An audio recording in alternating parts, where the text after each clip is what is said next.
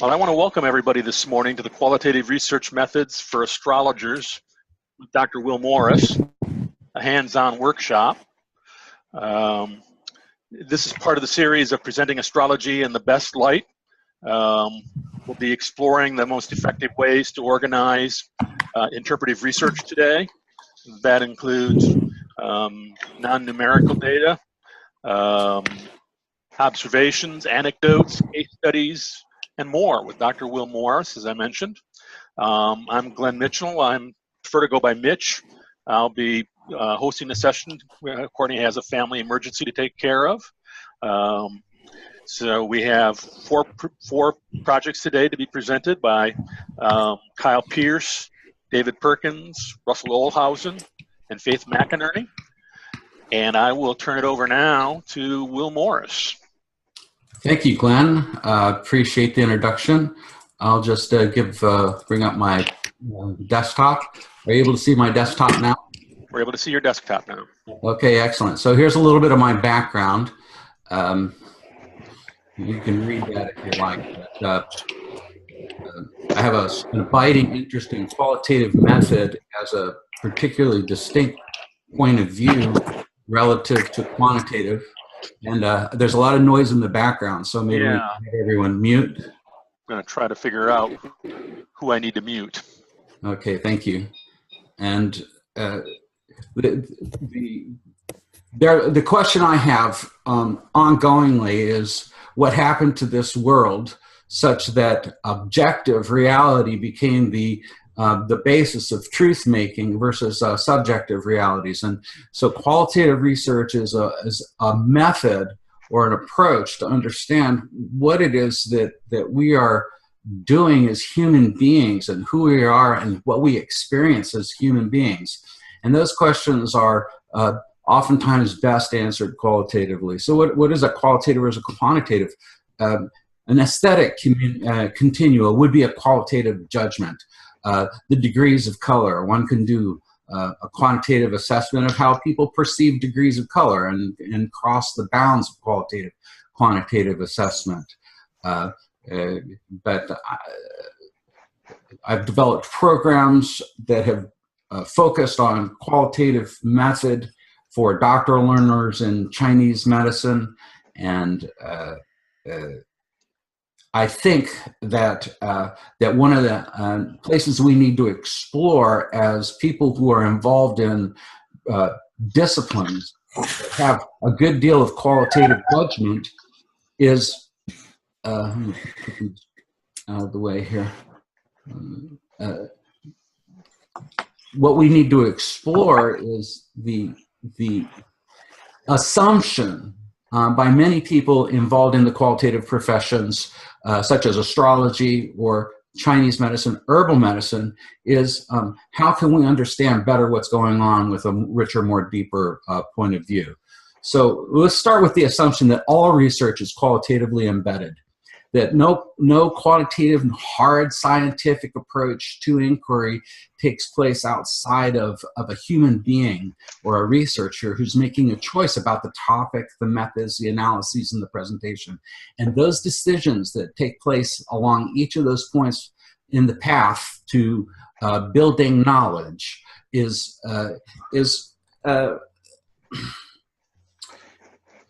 essentially qualitatively embedded. The researcher is socially and economically positioned such that the nature of their question affects what they choose to research. And then as astrologers, we can add cosmology. So let's make this full screen here. And so what is qualitative research? What does it do? We'll answer it by what it does. It articulates paradigmatic assumptions or a worldview. We'll be going through a little bit of material on what that is. There's still some noise in the background. Qualitative research identifies a theoretical lens for the research. What is the perspective? There are a few theories. We'll take a look at those. It explores the meaning ascribed to the human condition and uses emerging qualitative approaches to inquiry. I might say that this list here has been extrapolated from Cresswell, who's one of the leading experts on qualitative method. But let's say that these approaches would include collection of data in a natural setting, which is sensitive to the people and places under study. That the data analysis is inductive and establishes patterns or themes. And so what is the distinction between a deductive versus an inductive? What we could briefly say is that the inductive approach would be take a field of data that has been collected and then develops a theory or a concept for which can be tested, whereas the deductive method is going to take generalized principles that can be observed and then brings them down into the specific. In either along either vector, there's a problem of logics from the general to the specific, which has to be addressed. A data analysis looks for patterns and themes. And then the final report includes the voices, may include voices of participants, reflexivity of the research. In other words, and the very first person was probably Gregory Bateson in his anthropological research on the Navan tribe, where he broke the conventions of anthropological research by doing a very powerful reflexive or reflective piece upon himself after having done that research, and essentially altered the terrain of anthropological methods. The complexity, description, and interpretation of the problem is used to extend the body of literature and can often signal a call for action. What we should say is what is qualitative research not? Qualitative research is not anecdote. It's not the casual statement of an experience. This is not qualitative research. Qualitative research requires method and application. Now, a researcher might choose to use anecdote from several people, and that would be, but it would still be systematically analyzed and theoretical methods applied to that data in order to construct something that's meaningful and has resonance. So when can we use this? We could use it to explore. We could use it, and that's how it's usually used, right? Most people consider qualitative research as an explorative method that discovers then concerns to which a quantitative method could be applied. Well, that approach is actually called mixed method, and we'll go a little bit into mixed methods. And notice that I'm using method as opposed to methodology. It's just a tighter, more focused use of the word. Have complex, detailed understanding of an issue. When we're looking for richness, we're looking for depth in our understanding of what's taking place. Open-ended questions in interview processes can uncover significantly different and more complex data than, say, a focused instrument which guides the questions. And it's used to empower people to tell their story and hear their voices. This goes to methods which are called action research. Still got a lot of noise in the background. Yeah. And we're going to use this to write in a literary, flexible style that conveys results without restrictions of formal academic structures of writing. So one of the political stances in qualitative research will be the presentation of the authentic voice of the researcher as opposed to establishing a third-person voice in order to convey a perception of objectivity for data which has been collected on the behalf and interests of a particular researcher, their economic interests or political interests. And what this is actually a call for is for the authentic representation by the researcher, no matter what method they choose to use for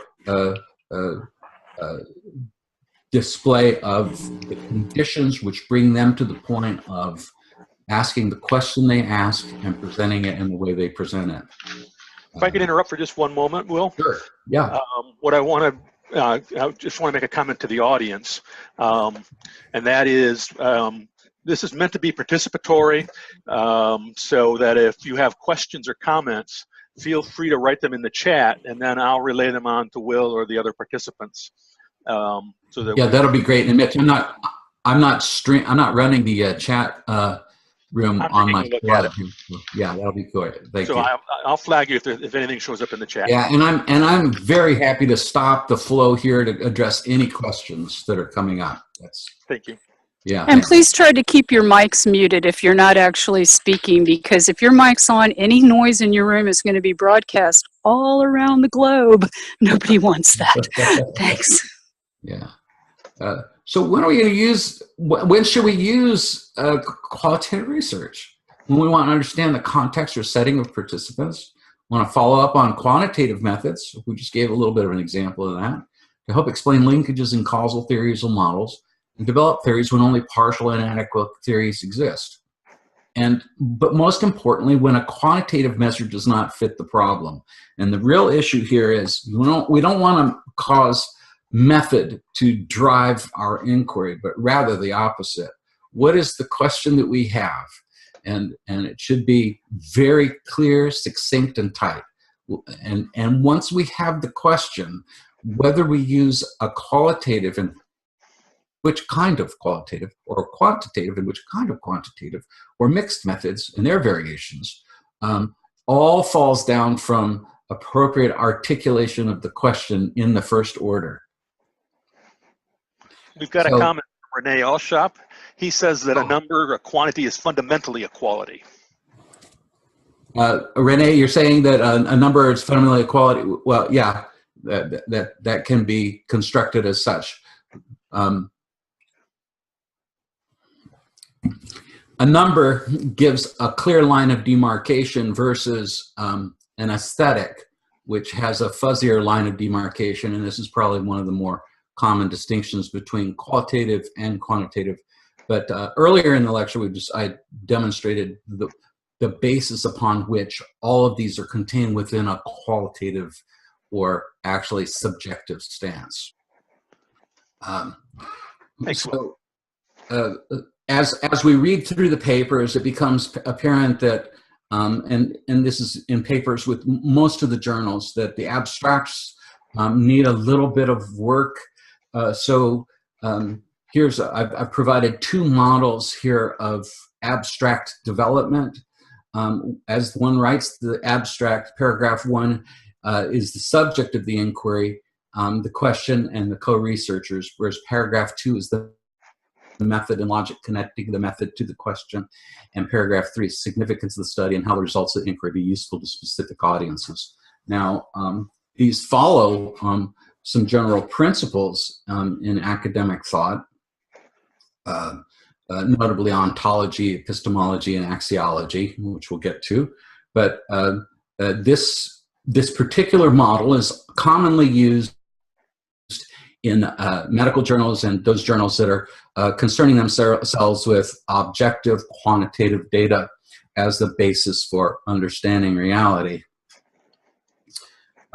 This set of or this example or idea about how an abstract is designed comes more from the qualitative world, and the frame contains the terms of ontology, epistemology, and axiology. So whereas ontology includes the assumptions of the researcher that lead to the question. In other words, we could say that ontology is an a priori or existing truth or presuppositions. For instance, many astronomers and physicists, let's say 25 years ago, believed completely in the Big Bang Theory and did not question it. Or let's say the flat Earth theory is returning, and so we're coming to a point where people are questioning the round Earth theory and so forth. So it becomes important to explain one's ontological presuppositions. Now, ontology as a word is also used for organizing categories of knowledge as well. So it's not limited to this particular position we present here, but Then the epistemological stance is how we know what we know, and that's where essentially you provide your method. But that's a very deep conversation about how we know what we know. And then the axiological consideration is essentially who cares, who's interested. So there's it still comes down to essentially 3 paragraphs that tell essentially what your question is, how you're going to answer it, and for whom that answer is going to be important. And then the paradigmatic concerns are, of course, an essential feature of what's taking place. How do we see the world? How do we view the world? And the authentic representation by the researcher about how they see the world, and reflexive statements by the researcher on how they see the world are important exercises, and ones that are not typically put forward in research today unless the individuals are involved in qualitative methods. But the idea of paradigmatic points of view has affects how we know what we know, and the presuppositions that are going to cause us to select the analytical tools that we use for the data and so forth. So here are some 3 large areas of paradigmatic concerns. Positivism, which is the quantitative scientific approach. Essentially, positivism believes that there's a world out there that can be proven or shown to be true. And then interpretivism, which is where the qualitative research rolls in. And so also critical science and critical theory. We'll talk about each of these. So here's positivism. It requires the ability to verify what it is that you're attempting to demonstrate, and that you take efforts to falsify. And in my practice, these are actually great tools for astrological practice. If I'm making a presupposition about something that's true for a client, it's worthy of my time to attempt to falsify it. As a matter of fact, that's the quickest way to discovering whether something I'm communicating to a client is true or not. And then the covering law are some general principles. Let's say in medical astrology, Saturn's cold and dry would be a covering law. And can we falsify that? And that would be an exercise of positivism on the astrological considerations. And neutrality is the neutral stance. So I walk into a room and someone comes up to me and says, "Oh, I don't believe in astrology," and they're a scientist, and that actually fails the neutrality value of positivism, and because they're not approaching the problem neutrally, but rather from a point of belief. And so the question has to be, how does belief come into this equation? If we're approaching the problem scientifically, and it doesn't. So let's look at this. Interpretivism proposes that there are multiple realities, not single realities of phenomena, and that these realities can differ across time and space. And we're seeing this. There are numerous studies that took place back in the 60s that are beginning to lose traction, and the ability to reproduce those studies is failing. And which is one of the requirements for positivism, is the reproducibility. Speaks to the validity of that particular area of inquiry. But interpretivism is essentially this idea that human beings really have the power to create realities, and this can shift the terrain. And so if we're dealing with research that deals with large bodies of people versus local, these are something to consider. Will, can I jump in there real quick? Oh, sure, yeah, man. Yeah, just on that particular topic, you'll find it fascinating if you go on Rupert Sheldrake's TED Talk that came out a few years ago. Oh, yeah. Yeah, he made a big point about that, about how particularly the cosmological constants, particularly the speed of light, aspects of gravity, things like that were tested a century ago, and we have subtle fluctuations, but yet they have basically just created a bell curve and called it an average now, but yet we know that these things fluctuate through time, and it's how science wants to interpret that.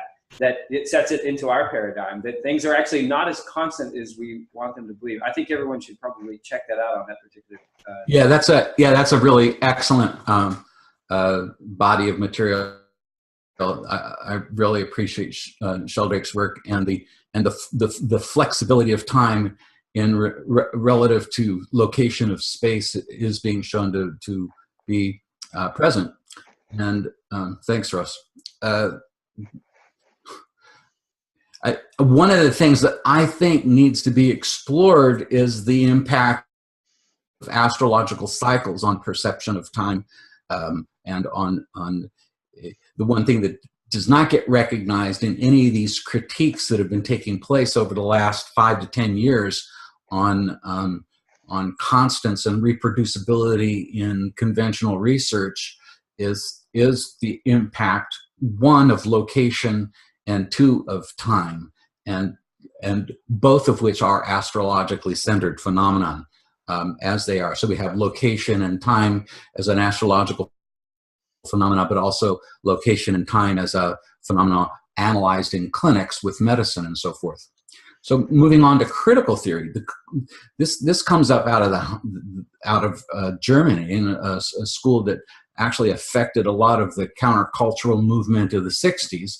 It's called critical theory, and the critique that the world, essentially, it's a critique of world, the money and power, and follows those and seeks to correct social injustices. Typically, this gets built in narrative form, and it gets built as historical and data-driven constructs. So here is a select set of qualitative research methods. The case study, which I'll be presenting in some depth at the Kepler conference in Florida next year. Grounded theory, we'll go through each of these: phenomenology, ethnography, historical research, action research, mixed methods, and integral methods. By the way, this is a picture I took of the herb shop in Chengdu. So here's a definition of case study. Essentially, case study is a bounded area of exploration, and it could be about a particular person or a group. When does case study become important? It's actually most important. I wrote a paper on the use of case study for a case study series by People's Medical Publishing House in China. And the place for case study is essentially for the transfer of expert knowledge. That's its most constant. It's also used in the analysis of systems, say schools that are going for accreditation. Usually there's no generalizable truth, but there are instances such as a black swan. If one were to write up a case, if everyone believed that all swans are white, and then somebody saw a black swan and wrote that case up, that would be an example of a generalizable truth, and one which changed the terrain of understanding about truth. These tend to be not as common. The narratives developed. Cases are done as an individual entity, or they can be done as case series. We may have a case series that's an expert astrologer who writes about each of their interactions with clients, and that would provide a case series in the context. It is bounded by the materials of observation by a particular practitioner. Or we could take a group of practitioners. Let's say we want to take the style of cosmobiology and look at the results of those practitioners as a group. And so one can do a case series that way. Some of the more powerful case series that are available is Simon Foreman. He has the Wellcome Trust has funded Simon Foreman's unbelievably large catalog of cases in medical astrology, and it's up on the website, and one can Google Simon Foreman and take a look at that. This grounded theory is actually a mixed method. And it's a systematic generation of a theory from data that contains both inductive and deductive thinking. In other words, a very, very typical way to do grounded theory would be to walk into, let's walk into an astrological conference. And we have a set of questions that we want to ask those people.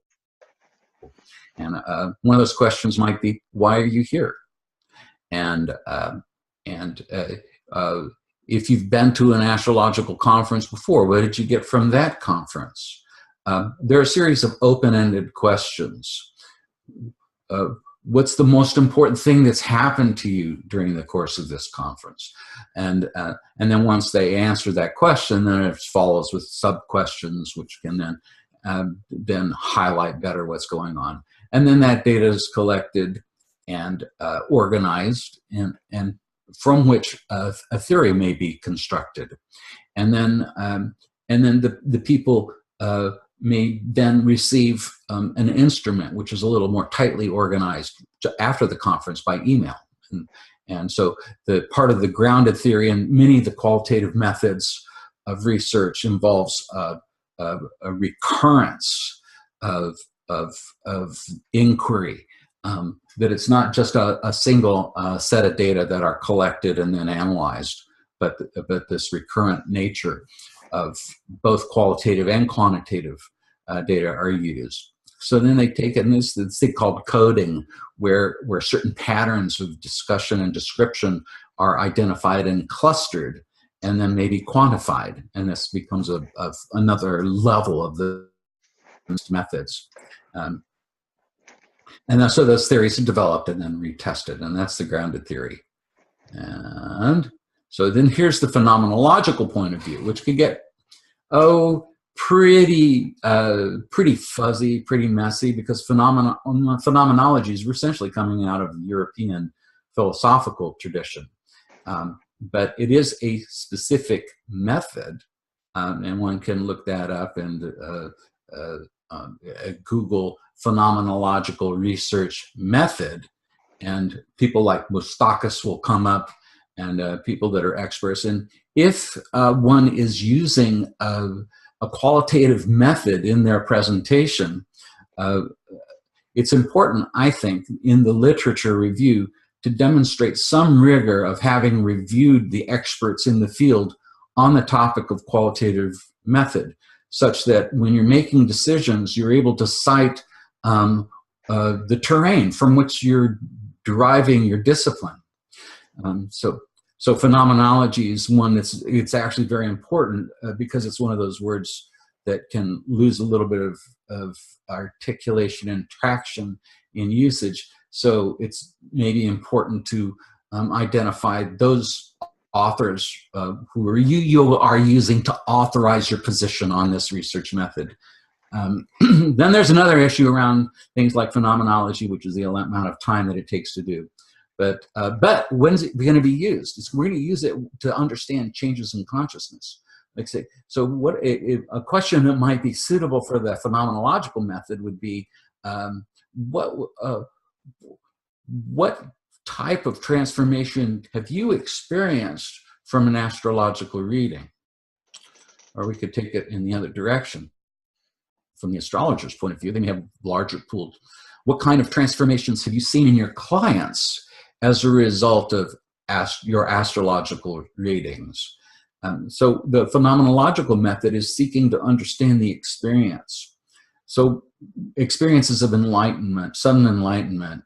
I think a great phenomenological question might be locating those people who have had Uranus transits to their sun, let's say, and the question of, well, what was your experience, and then maybe even organizing it according to the houses. The problem, of course, is then you need more accurate birth data and so on. Just using a transit of Uranus to the sun gives a pretty wide ranging population upon which the inquiry can be driven. So phenomenology describes the structure of experience as they present to consciousness, and without recourse to theory, deduction, or assumptions from other disciplines. It's a real trick doing a phenomenological interview to keep the thoughts, judgments, belief patterns of the interviewer off the table, because we're talking pretty subtle realm, getting into perception and consciousness and doing research in that zone. And so this is an area that actually requires some training in the interviewer to be able to pull it off. Ethnographic research focuses on creating meaning through close observation of sociocultural phenomena. The question will be for you as the researchers, and who would that be? Ethnographic research could be great at an astrological conference too. You know, there has been ethnographic research projects done on S&M bars. People can go in a lot of different directions. Ethnographic research in the culture surrounding tattoo parlors. So the ethnographic feature requires that there be a community that the observer takes note of. It could be in cyberspace, or it could be live, and then informants are selected who are insiders within the group that explain to the person. And the problem is in genuine ethnographic research, where you say, let's have imperialists cultures, let's say white male entering into indigenous zones, getting authentic informants can be particularly difficult. There's also the question of whether the researcher is going to go native, in other words, become part of the culture. Do they already exist as part of the culture? Are they going to be a non-participant observer where they attempt to hold themselves outside of the culture? These are all delicate matters of boundary and social sensitivity and social intelligence, which are necessary for performing ethnographic work. In historical research, we've seen an extraordinary amount of super quality materials, such as Richard Tarnas, and I think we've got one of our projects today is going to be of that nature.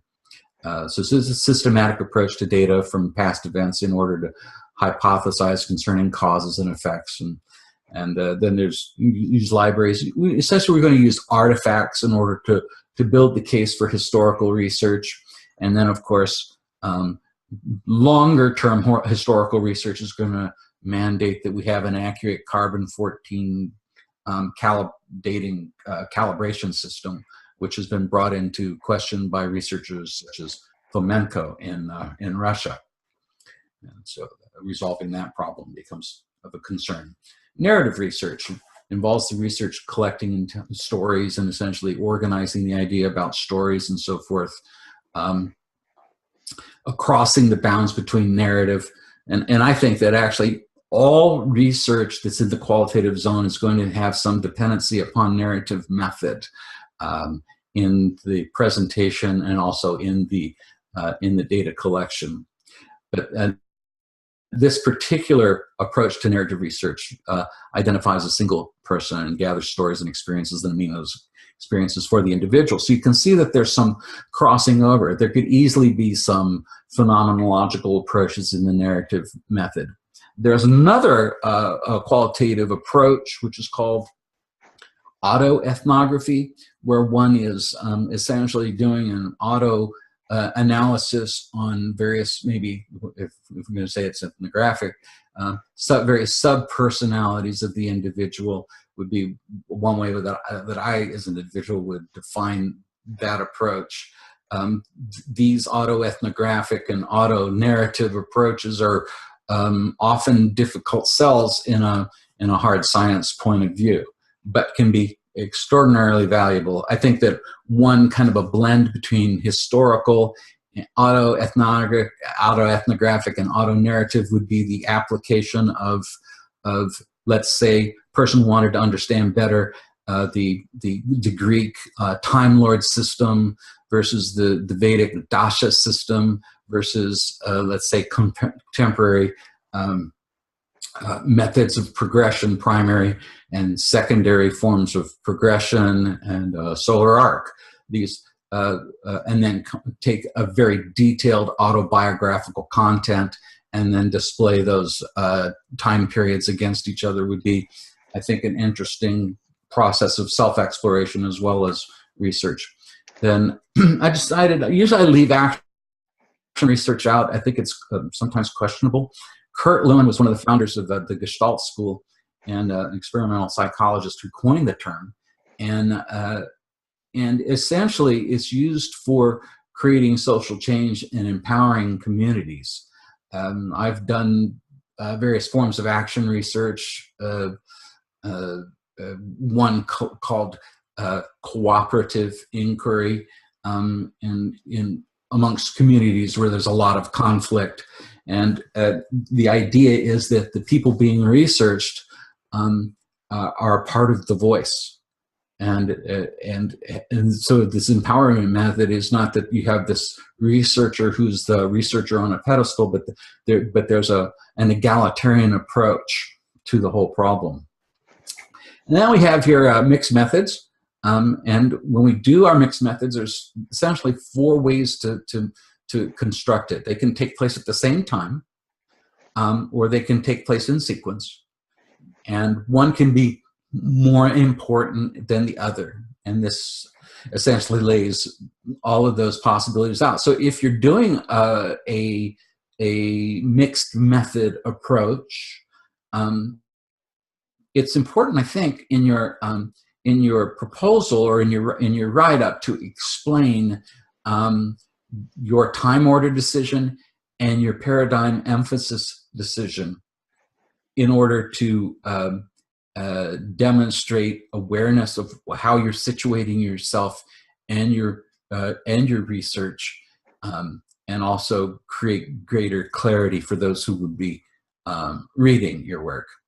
And then we have the interior. This is called an integral model of research, where you have the linguistic structures here of, let's see, get my pointer out here, I, it, we, its. So you have singular, I and it, and plural, we and its. And so the phenomenological method's particularly useful for I and self-consciousness, we and justness and intersubjectivity, culture. So this becomes, say, maybe an anthropological, right? Where one is a participant observer, would be organizing it here. And this is just a way of saying how one might organize one's thought. And then the it, behaviors, objective truth, this is where we're going to do quantitative, how many bottles of beer on the wall, and whereas how many people got inebriated from those beers on the wall, right? And then function, fit, interobjective, and systems. So here's where we look at the cosmological feature, the its.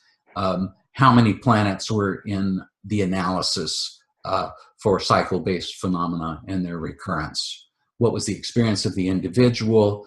Were there events in the material world which were observed? And then were there collective events in the social world? So this is another way of organizing thought around collective or rather mixed methods.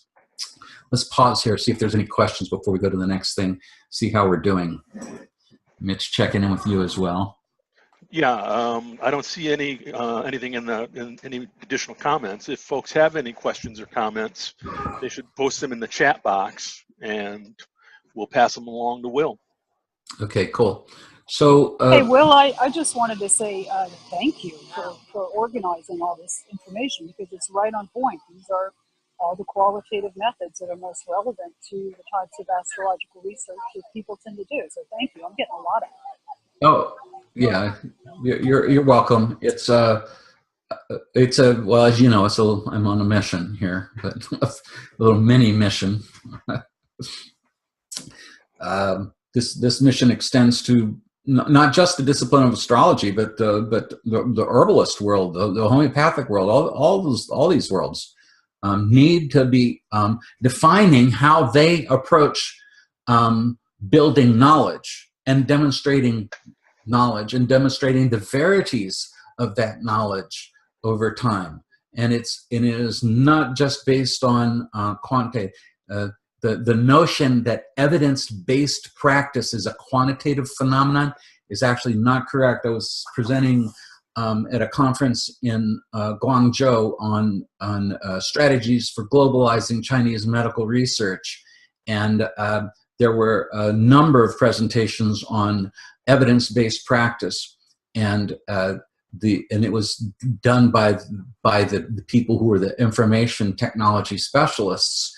And the quantitative method had a fairly small sector in the whole scheme of how this goes on. But if we look at the pyramid knowledge in, let's say, in any medical journal, what's the pyramid of knowledge for evidence-based practice?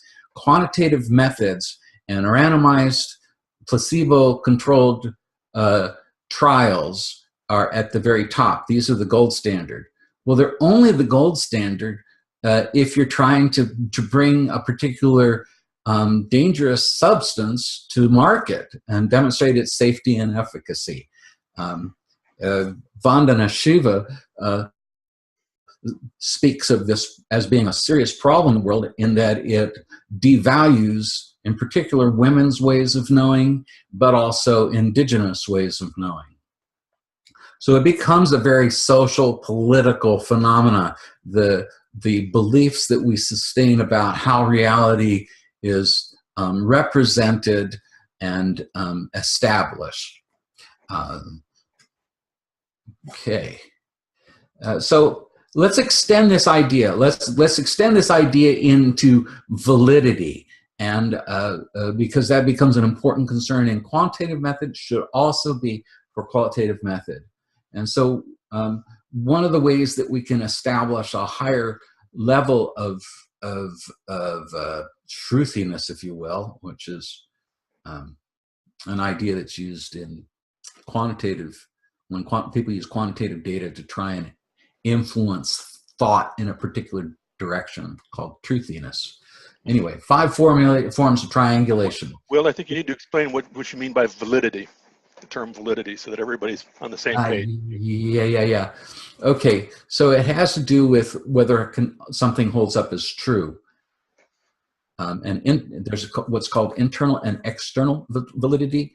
The internal validity is that you don't have cross-contamination of data altering your results, and the external validity is it a generalizable truth?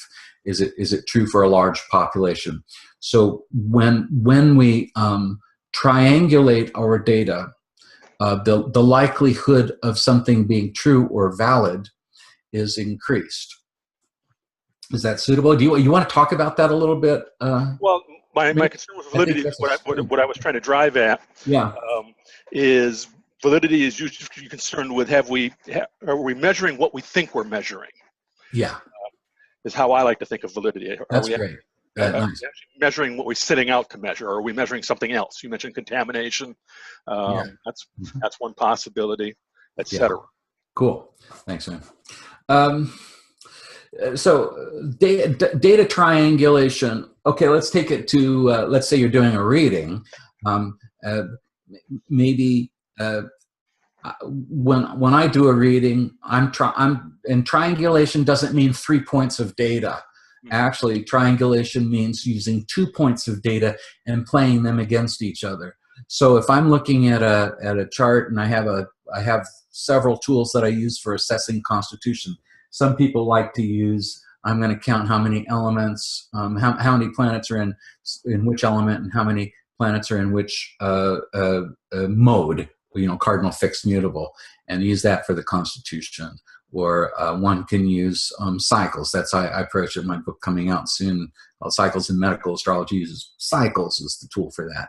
And one can glance at a chart and see where, the big day, month, year cycles are. And then you just look at the person. Is the person exhibiting this constitutional features or not?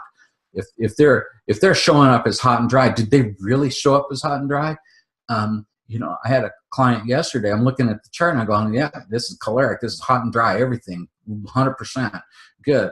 And then I look at him, and his tongue's dark red. His skin's breaking out in red, which is a little bit of dampness. And then there's a whole host of things. So I'm trying, but if he shows up pale, damp, holding a lot of fluids, and his tongue's all puffy, and he's got all these pale fluids, and the chart's telling me the opposite, then I have to somehow come to terms with that in my practice.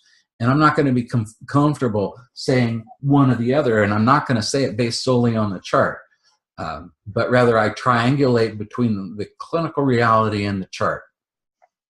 Investor triangulation is going to be, let's get another couple of people in here to look at that. We've got, I think, one study coming up today, where investor triangulation will be useful in the and requires that the investigators be calibrated, so that they're coming up with the same findings. We're talking qualitative observations, such as color spectrums, the palpation of force, or other aesthetic observations. Then exercises have to be performed to increase what is called inter-rater reliability. And it's one thing. I'll just use medical. It's one thing to count beats per minute. This can be quantified and objectively organized, and you can have a high degree of inter-rater reliability. Whereas if one is trying to discern width or force, until those investigators are organized in their thinking. So also, if you have an astrologer who's following Alan Leo versus an astrologer who's following William Lilly, these are going to have completely different conclusions rising up out of their sets of observations. So we can triangulate between investigators, but that would also include theory triangulation. Well, does it hold up in a post-Leo world versus a post-Lilly world? It's an interesting, immediately post. The word reliability, again, I think we need to make sure that everybody understands what the word reliability means when you're using that.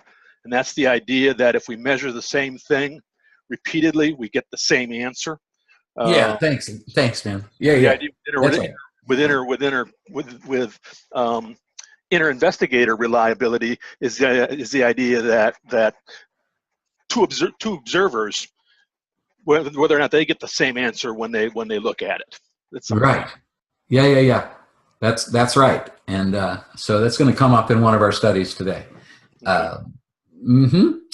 Thank you. That's great. Hey, you two make a pretty good tag team. Now, theory triangulation was, I just actually kind of stumbled into that when I gave the example of Lilly and post-Leo thought.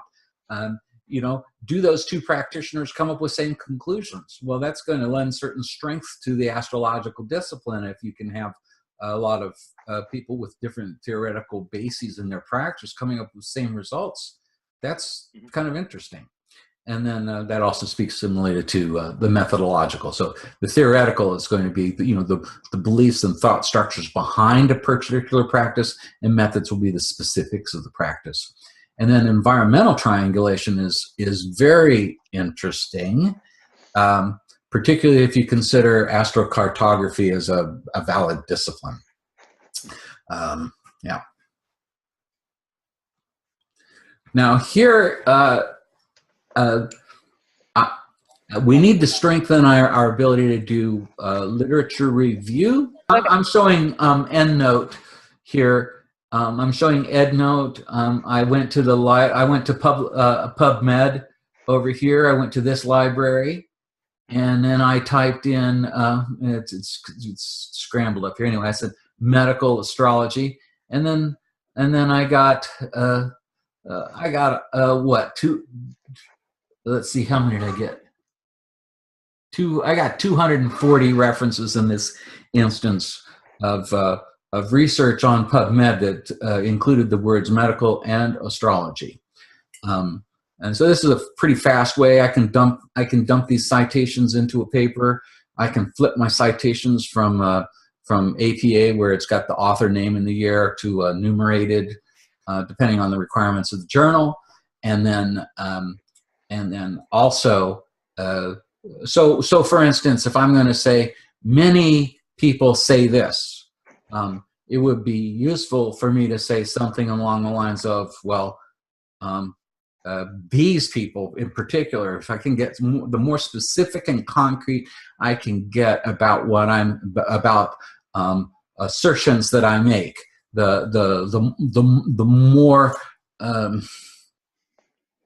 authority I gain in my position, I suppose, because it's demonstrated. And the reason is not because of those people, but because of I'm demonstrating, one, a knowledge of what is the literature terrain surrounding the topic of inquiry, and I'm positioning myself with respect to that knowledge, and that gives a certain evidence of discipline and awareness that is actually intrinsic to the qualitative approach. So my recommendation is use more citations, demonstrate your knowledge of the body of inquiry related. And so to the point of literature review should not revolve solely around the topic of the question, but also literature review should be evolving in support of the choice of method. Right. Yeah, you agree. I'm sorry. It's fine. Yeah, that's good. I was thinking out loud. Sorry. Good. And that's okay. So that's what I've got. That's what I've got here.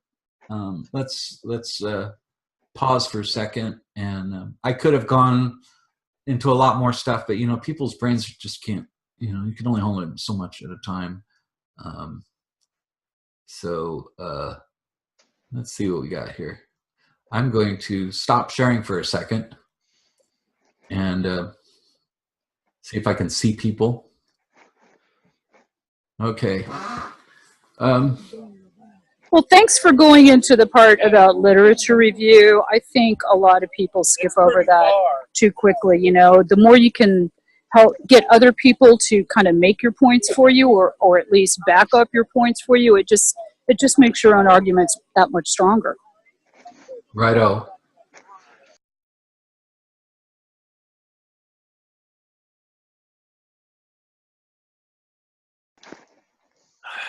Well, this is about a 30-year cycle I found with Saturn. You can go to the next slide. That's just a little intro thing there. In 1983, I was asked by a EMI executive in Germany if I could predict the future of music. What I did was found a cycle, that is to put the historical occurrence of musical trends, in this case it's popular music in the last 100 years, and found a 30-year cycle basically with the planet Saturn. I went ahead and because we're dealing with episodic events in a definable framework, I went ahead and did case study. So we can go to the next slide. Next slide. Yeah, there we go. Okay, the basic conceptual model I use on this, because I did a lot of research on Carl Ernst Kraft doing his predictions, and what he used with Pluto in order to predict the World War I, World War II, which of course everybody knows about, Pluto entering into the signs, and found that there's a kind of a correlation when Saturn's orbit is associated. Down at the bottom, you see every time that it enters Scorpio, there seems to be a new trend going on in music. Keywords on that I put rebellion, but it's basically rebellion and sex if you want to consider that jazz, rock and roll, and all the electronic music of the 80s was basically a bunch of young kids expressing their sexuality. When it enters in Taurus, we have the definitions of dance and commercialism. That is, even in the swing era in the 40s, jazz was, of course, considered a rebellion earlier, but then, that's in the 40s. That's when it was, everybody was dancing to it. Benny Goodman, Glenn Miller, swing. But it's also when it's starting to be used in a commercial sense with commercials. I went ahead and in '83 projected that the next dance phase would be in the year 2000, and that 2010 would be the beginning of the next trend. Of course, that's I was living in Poland in 2000, and we had like dance music as techno. I don't know what was going on here in America. So that's basically it. Okay, next slide. So I was basically using a case study. Like I said, I went ahead and took it all the way up to 230. Based on what was going on in the context of what we were studying, case study seemed appropriate because basically we're looking at boundaries between the context and a phenomenon that's not clear. That is, we're not looking at exact dates, but in the last slide we'll see that we come pretty close. Also, we're not manipulating any of the behaviors. We're just basically observing it. And also, it's the purpose of the analysis is to try to further understand why. I mean, we have a nice cycle here going that Saturn seems to set off these events, but there's not a clear explanation as far as like what actually, at least on an earthly sense, could be causing it. Next slide. So in this case, I went ahead and went to a grounded theory because it's one of the ones that, at least the way you look at the focus of the phenomenon is to figure out the how and why. Of course, we had the how because we're looking at Saturn's cycle going into Scorpio and Taurus, and they basically reflected a commonality as far as but we didn't have really an earthly event in the phenomena, which is why I went ahead and kind of explored doing that. Of course, Merriman said, hey, anytime you got like 20 or 30 participants or events, then I'm looking at that as years. And of course, that's the systematic approach of what I took on that. Next slide. When I did a grounded theory, I did come up with something I thought pretty interesting. Of course, it's obvious, is that there seemed to be a common new instrument that was associated with each one of these cycles. So that now we have, besides the planetary elements, we actually have a technology that can be associated with each of these. Of course, the last one you notice is synthesizer, but actually you can say any type of electronics because even the guitars during the 1980s, they weren't the guitars of the 1950s. You know, they had wah-wah pedals, distortion blocks, flangers, all that stuff. So what I did then further was to look at these curves or this cycle in the context of musical instruments. And next slide.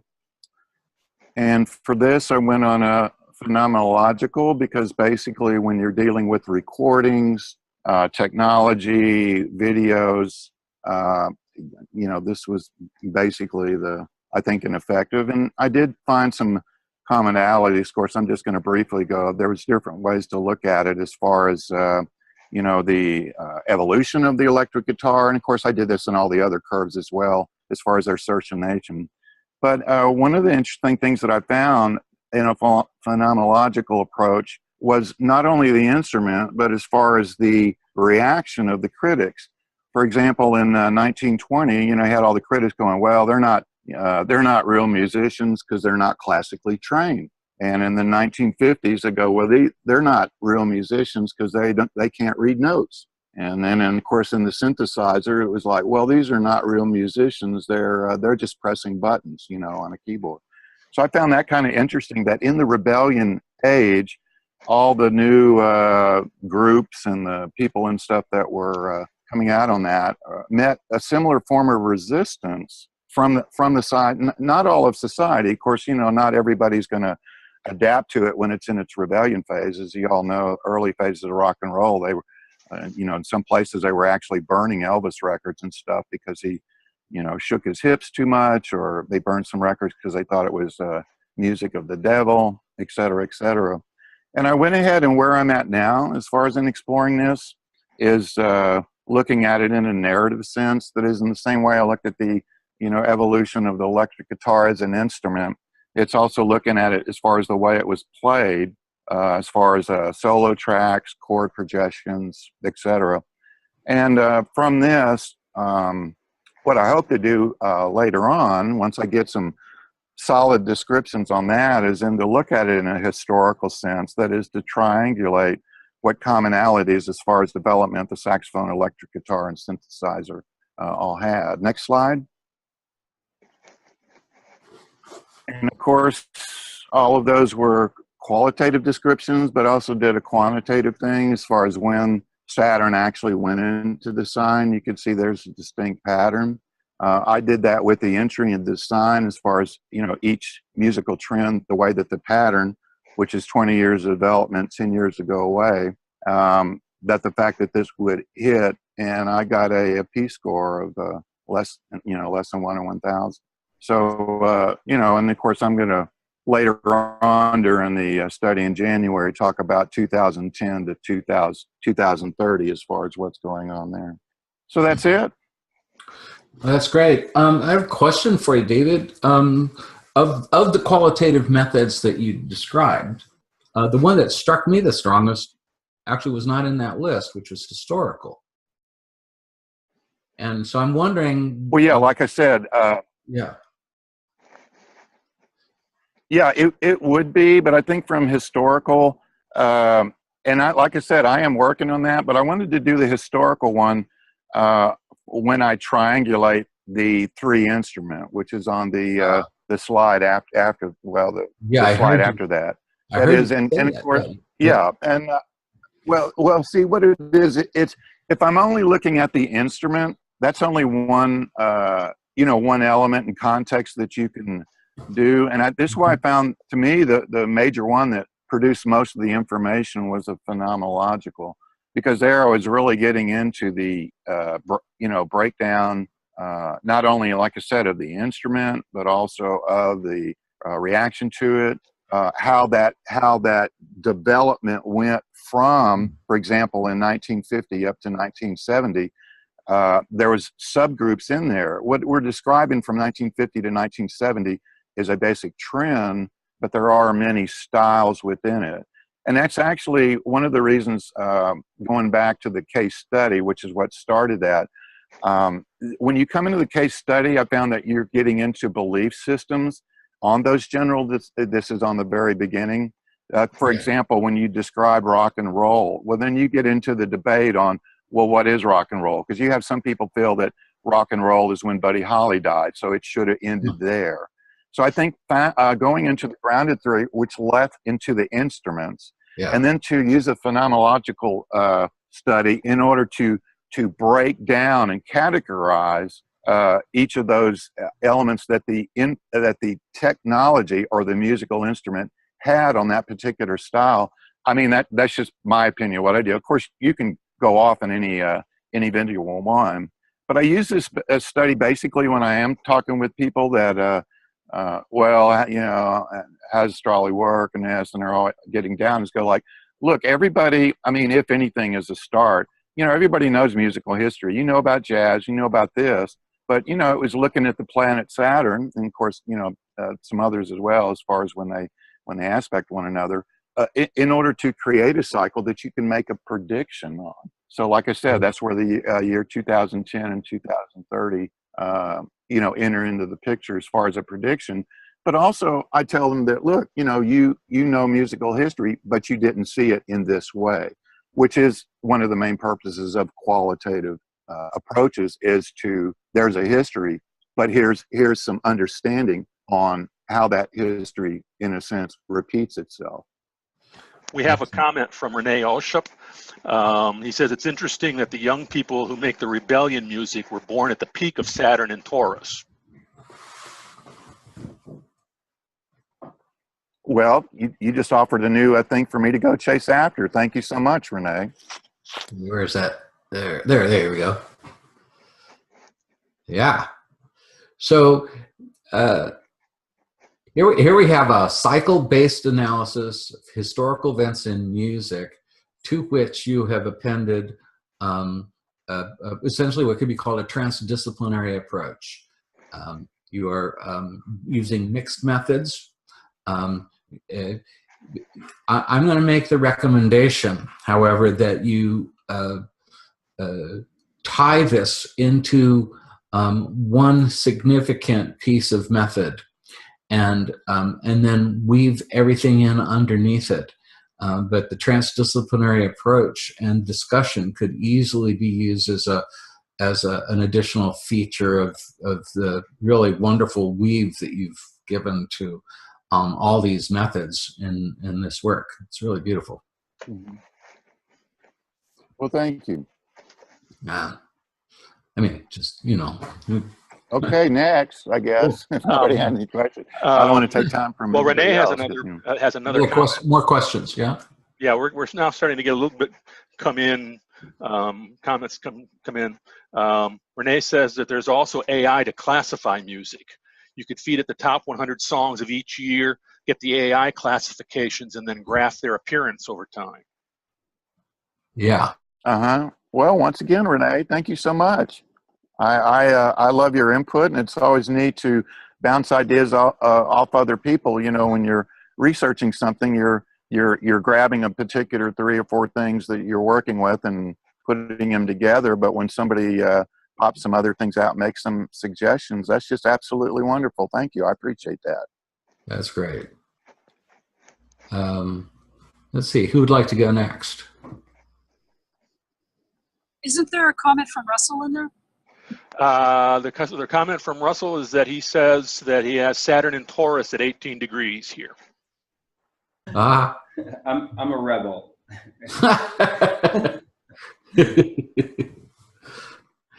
Okay, and well, thanks, David. That's really great. 3 degrees here.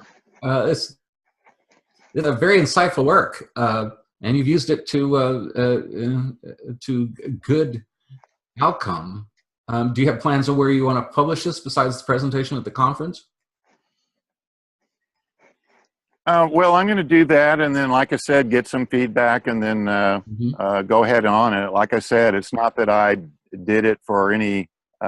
Like I said, this actually started in 1983 when this guy asked me, like, well, you know, if you're into this, what do you think the future can be? And I thought it was an interesting abstract, and being in music, you know, of course, myself, I just thought it was a fascinating thing. And like I said, it's a ongoing study, and I think by exploring the other methods, it was something that was very helpful for me to look at it differently.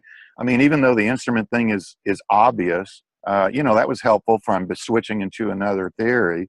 And then, like I said, when I went into phenomenological, then that let me look at each one of those instruments as far as not only their input on the particular songs and how it grew, that, you know, groups would have maybe one keyboard, and then all of a sudden in the 80s you get Kraftwerk and Tangerine Dream that are all synthesizers. And of course, you know, with film music and everything today, it's totally a different set. So yeah, I mean, it's a great way to explore the various methods, is not only just to like, oh, okay, this method does this, but to actually engage it into your study so that you look at your study a little bit different based on what the strengths of that particular approach is. And your approach to the phenomenological content was to gather responses in various forms of media to those events. Is that correct? Yes, because well, I did actually my dissertation was on a language learning program to where, you know, any high school can offer update languages, because your teacher's in the country of the language you're learning, you know, to either Zoom in or Skype in. And my study was basically taking recordings of people and seeing if they could learn those phrases of a language without a teacher. And of course, that was done by recording, so it was naturally phenomenological is what guided that, because technology, video recordings, you know, things from newspaper media, you know, that's usually the best grounded. So yeah, that's the one that I came out of. But like I said, that is the one that really opened my eyes to this cycle, was the phenomenological one. So it sounds like you believe in structuralism and linguistics as well. I love languages and love music, so, you know, it came about. We have another comment from Cassandra Butler. Okay, well, thank you all. Okay, thanks, Dave. Wonderful.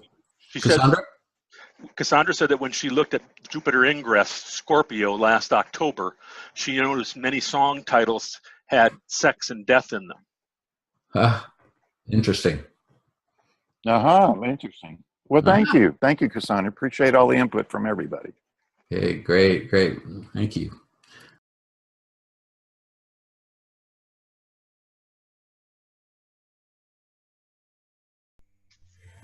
So this is something that started out as a case study kind of format, and I've entitled it "Kindred Births and Planetary Recurrences, Seeking the Larger Scope of the Birth Moment."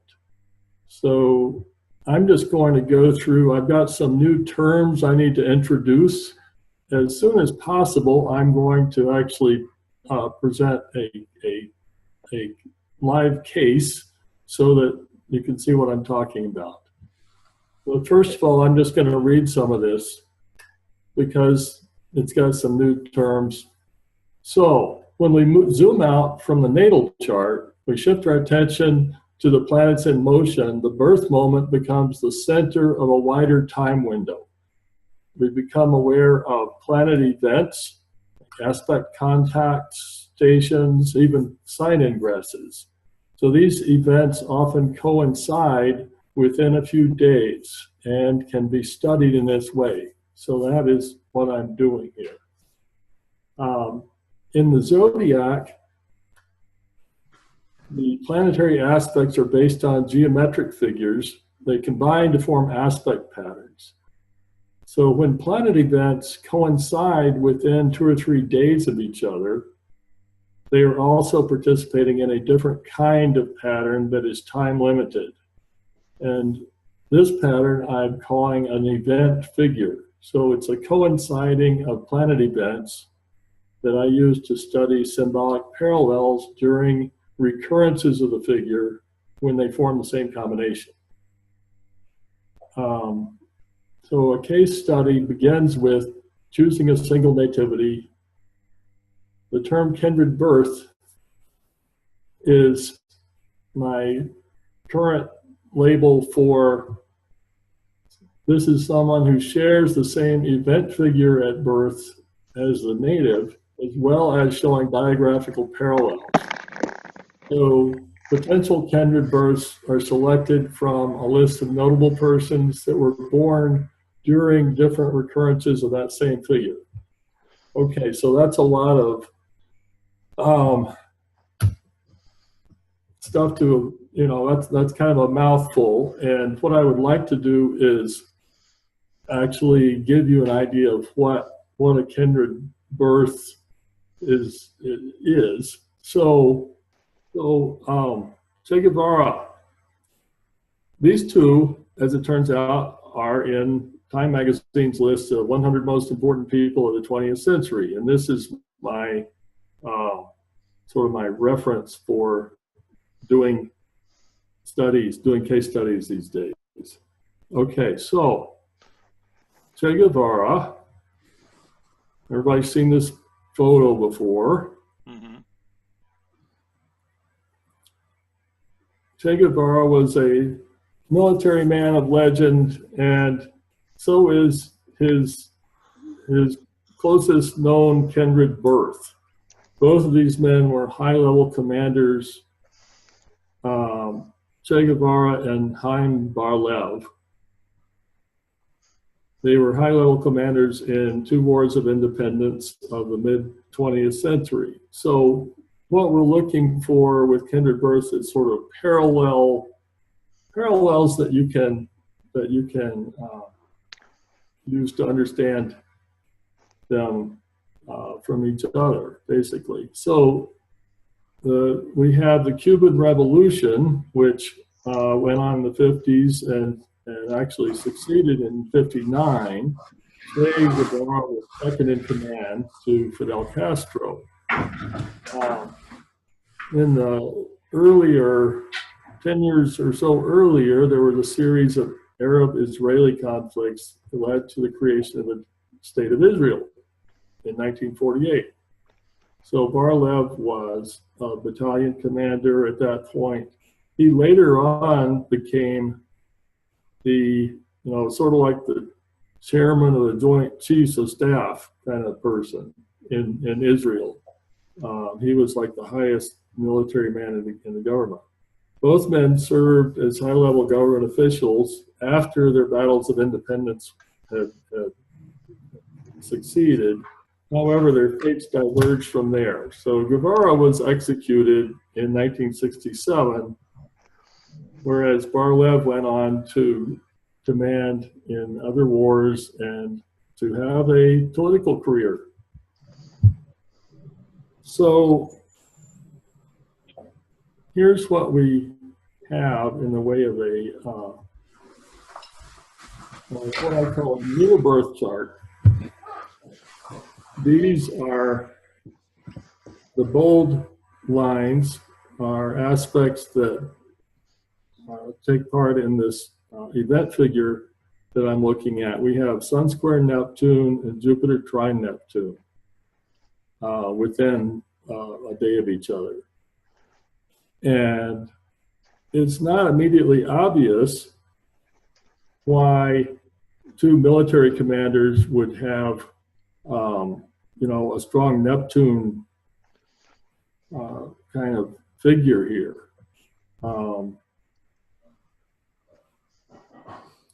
I'm going to go over to, so here we have, Jupiter's in Aries, Neptune's in Leo. Haim Bar-Lev, another tough hombre. In his near birth chart, we have Jupiter in Sagittarius, Neptune just a little earlier in Leo. So this is actually kind of unusual. I have two kindred births that are only 4 years apart. So Guevara was born in 28, Bar-Lev was born in 24. And they actually have some, I guess you could call it synastry going on here. However, their careers had nothing to do with each other. And synastry is not something that, this is not about synastry. This is not about their connection to each other. It's about parallels in their lives. So this is a fairly striking pair of people with sort of parallel careers, you might say. So this to show you how it works. So here's Haim Bar-Lev down here on a list that includes actually about 50 something other people. So there were a bunch of other people who had this same profile, the same combination, who were not military commanders and so on. So, we're not actually talking about, obviously everybody who has this combination is not going to have similar outcomes, but what we're looking for is basically what I'm calling parallels. So this is so you're saying all these people were had parallel patterns with Che Guevara? Obviously not, right? So this is why this is something that is not on first inspection something that you can really quantify that easily, right? But the basic thing is we've got, okay, here's a timeline where we have a couple of instances here, these little dots here. So this is 1924 when Bar-Lev was born. We move over here to 1928. This is Guevara. So we've got a pattern that doesn't show up very often. And the main reason for that is Jupiter doesn't trine Neptune very often.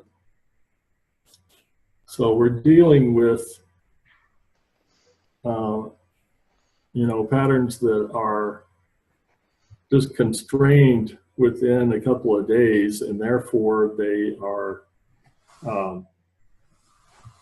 they're fairly rare. They don't last for a long time.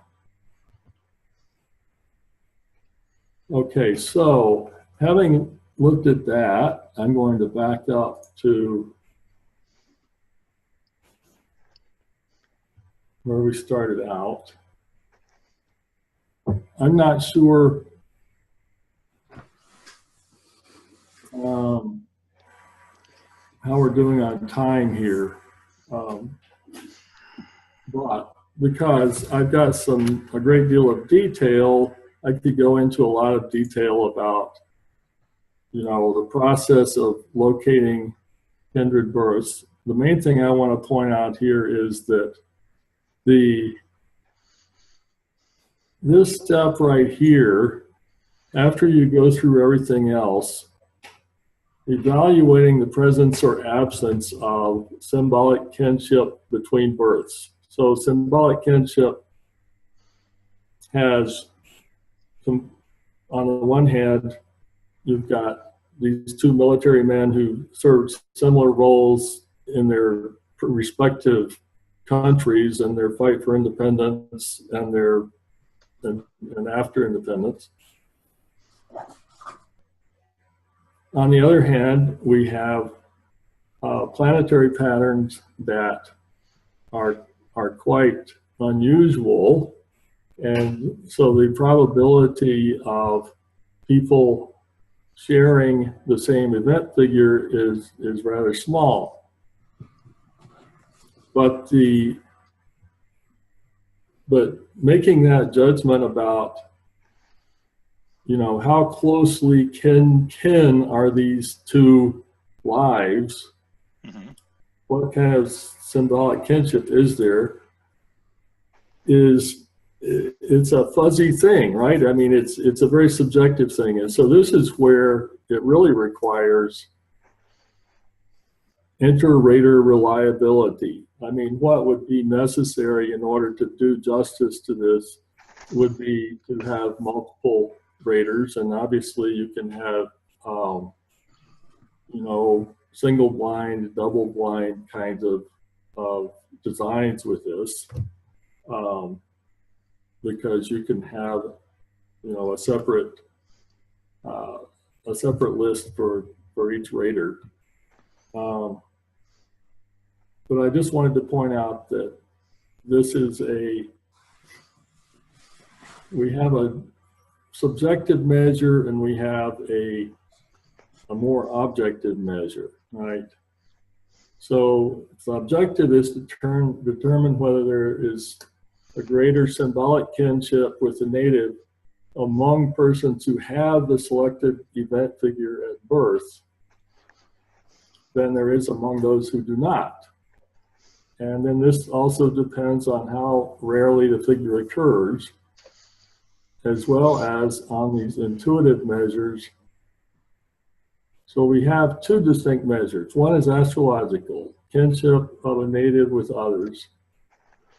And one is astronomical, the rarity of the event figure.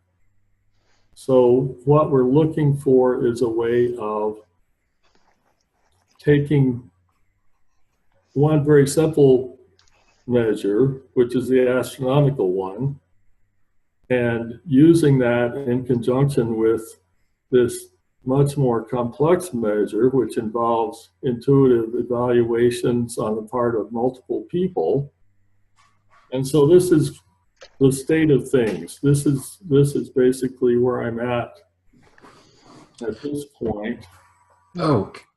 Except I don't want to leave Aretha out, okay? So Aretha, here she is at the piano. You know, Aretha was a really awesome pianist, among other things, besides her vocal gifts. So, Kyle, can I pause you for a second there? Yes. I see how you're picking your first person from that list, but how are you arriving at your second person, like Avra Theodoropoulos? That is a question I would like to give you some info on. So I had the same question, because you've got a long list of candidates, it looks like, and yet you're narrowing it down to one kin. right, okay, in this case, okay, let's go to Avra. There's Avra. She was born in 1880, and she was a not only a accomplished pianist and music professor, but she was also, let me back up just a second. She was also co-founder and longtime president of the League for Women's Rights in Greece. So both women are considered national treasures for their musical gifts and their contributions to the empowerment of women as agents of cultural change. So let me go back to Abra. So here's the list of candidate births in 1880. 1880 is not the only possible. There were actually 3 instances of this Sun sextile Uranus, Sun opposed Neptune. There were 3 different instances of that during that period, and then nothing until you get to 1940, 1942, which is when Aretha was born. So anyway, in order to pick out Abra from this list, there are like 14 people. I have to look at them all. I have to find out who they are and what they did. There doesn't seem to be a really good shortcut for that. I have to look at them all, and then I come up with some kind of measure to determine the degree of kinship. So I'll show you what I've got here. Symbolic Kinship Rating Scale, which runs from 0 to 9 right now. This is a very preliminary sort of scale, but basically this is what I'm looking for. If they have a similarity in their profession or their character or their situation, they get 1 point. I mean, this is not something I have really done a lot with as far as quantifying, but I'm starting to look at this. So I have this qualitative study that wants to be more quantitative, and anyway, I hope I answered your question, at least, or began. That's good. Are you still working on Aretha there? Well,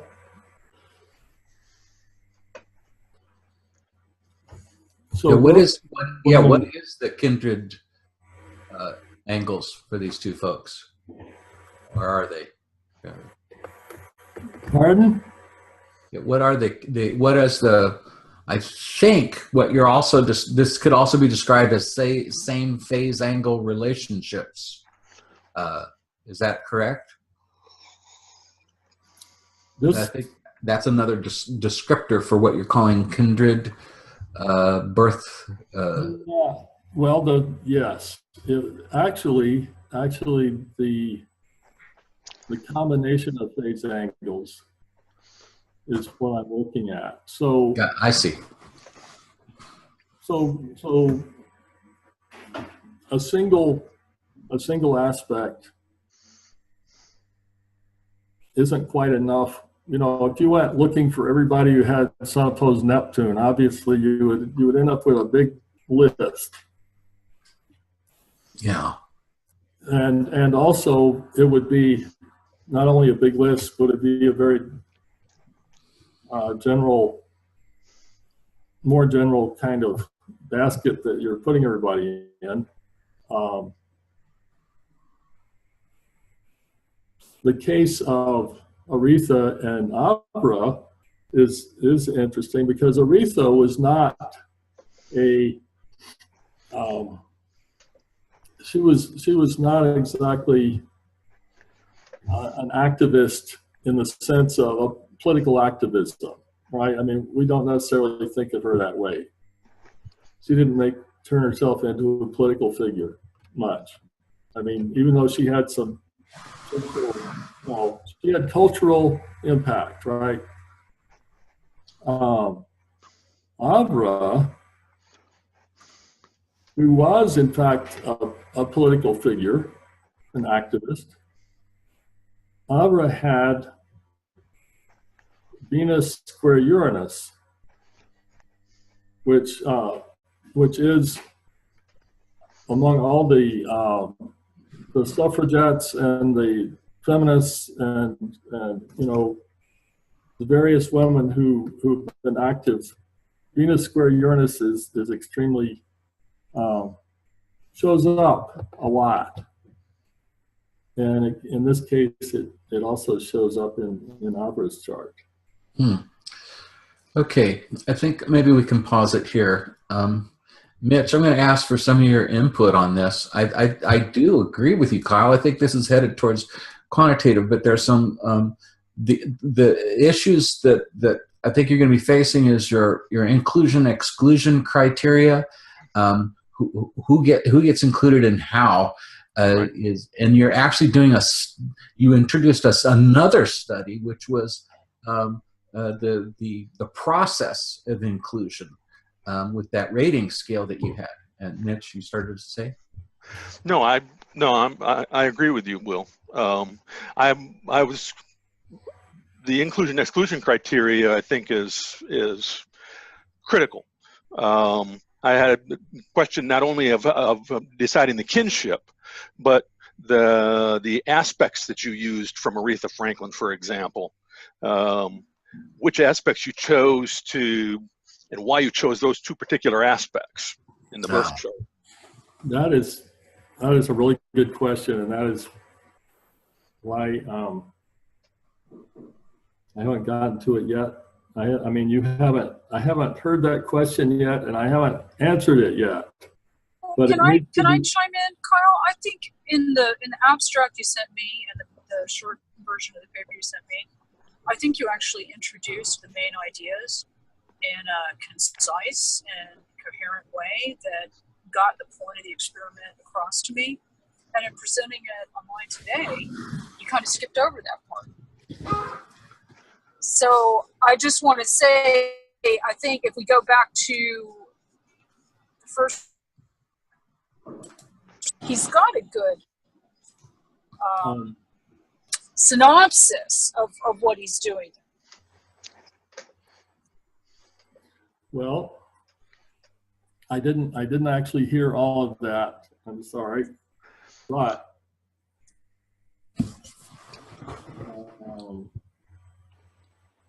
Courtney is suggesting that your synopsis described a lot of what the questions that Will and I are asking you about. Sorry, I was having a little trouble with my connectivity. I'm actually in a vehicle right now. I can't hear you too well. So anyway, here we have a wedge with the Sun, Neptune, and Uranus, right? Mm-hmm. So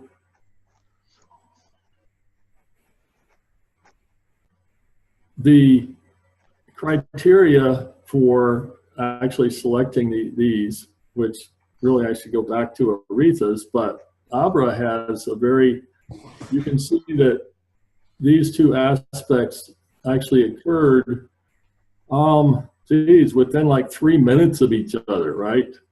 So this is really precise. I mean, this was this was right before the Uranus trine-Neptune perfection itself. So this is really this is really the focus. This is a prime example of a really close time relationship between these aspects. In other words, we're not building on individual aspects by getting more complex geometrically, right? Or going from an opposition to a t-square and so on. I mean, those, you know, the wedge doesn't go away. The wedge is still there. But what I'm really interested in is the fact that these have happened so very close together. Within 40 minutes, yeah. So I am introducing a new measure of aspect activity, and that is simply to look at the timeline and see when do these aspects really bunch up. What aspects, which aspects are really tight here? And then I'm going back and I'm finding other times when they were in a similar configuration, right? They were similarly tight. Mm-hmm. Now, in the case of Aretha, well, Uranus and Neptune they don't make an aspect during that week, even though they are very close to that trine. But it's okay. I mean, we still have a wedge here because we have Sun sextile Uranus, Sun opposed Neptune. They are happening close enough together to warrant to select this. Actually, the other thing is that whenever you got the Sun, they're not your closest though. You've got Mercury square Mars and Sun trine Pluto are closer in time. They're only 7 hours apart, as opposed to, why did you pick Sun sextile Uranus, Sun opposed Neptune? They're a day apart, or almost 24 hours apart, 22 hours apart.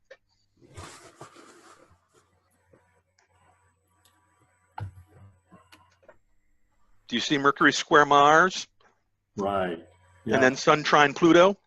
They're closer in time together.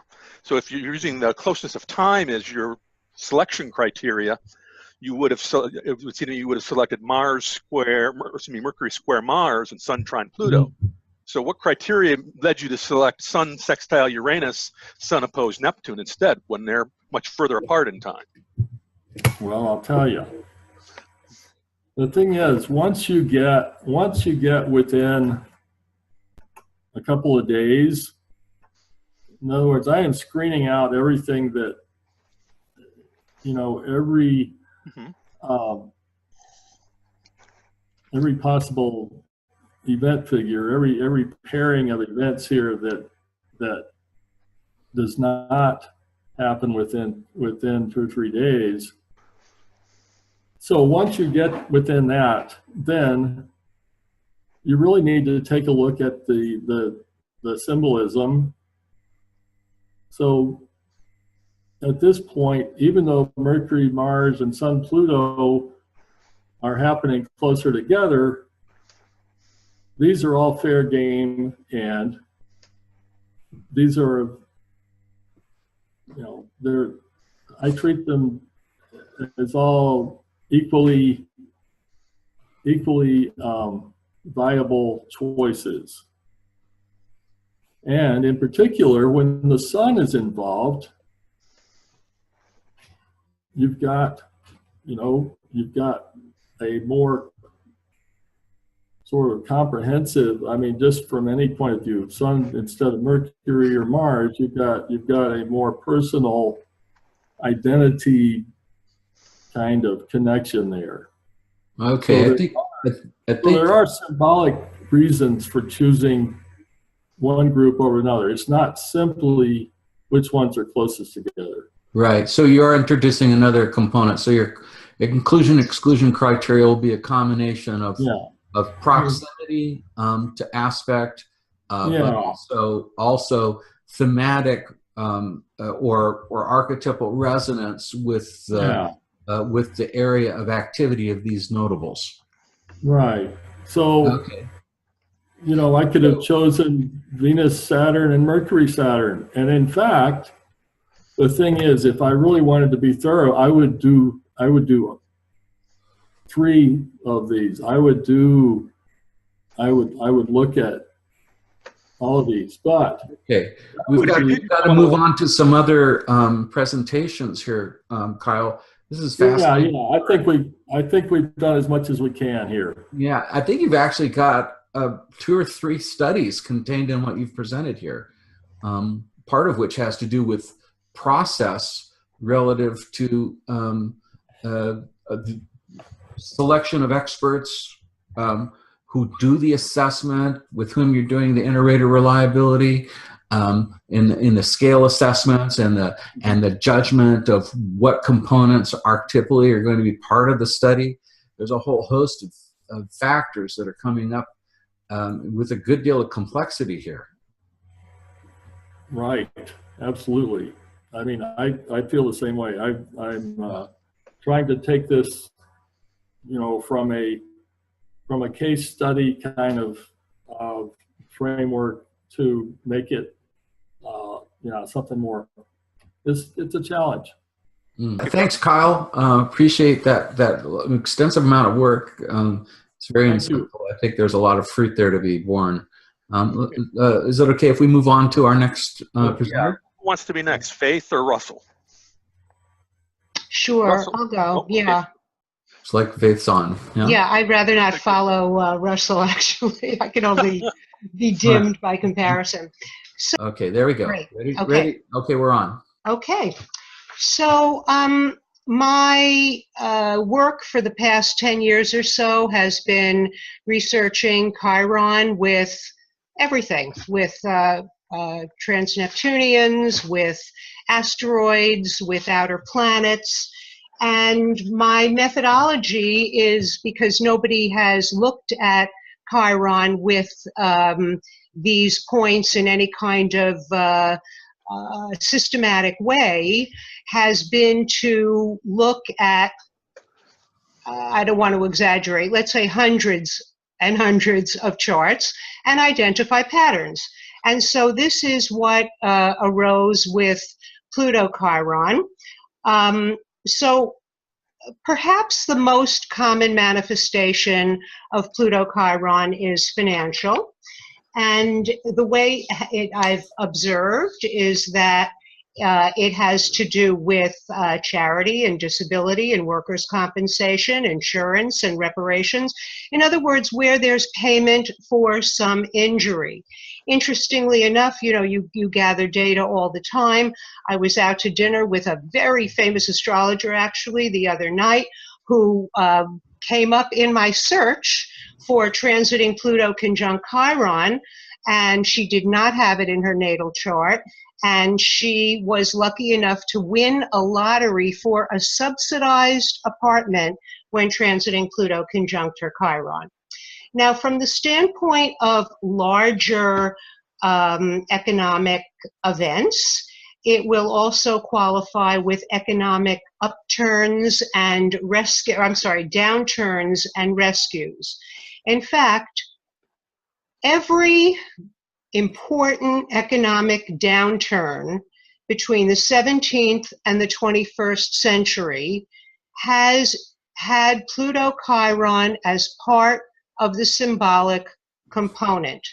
Now, it's important that I mention, and this is really important in terms of just about every single personality and objective event there is that you can correlate with astrological symbolism.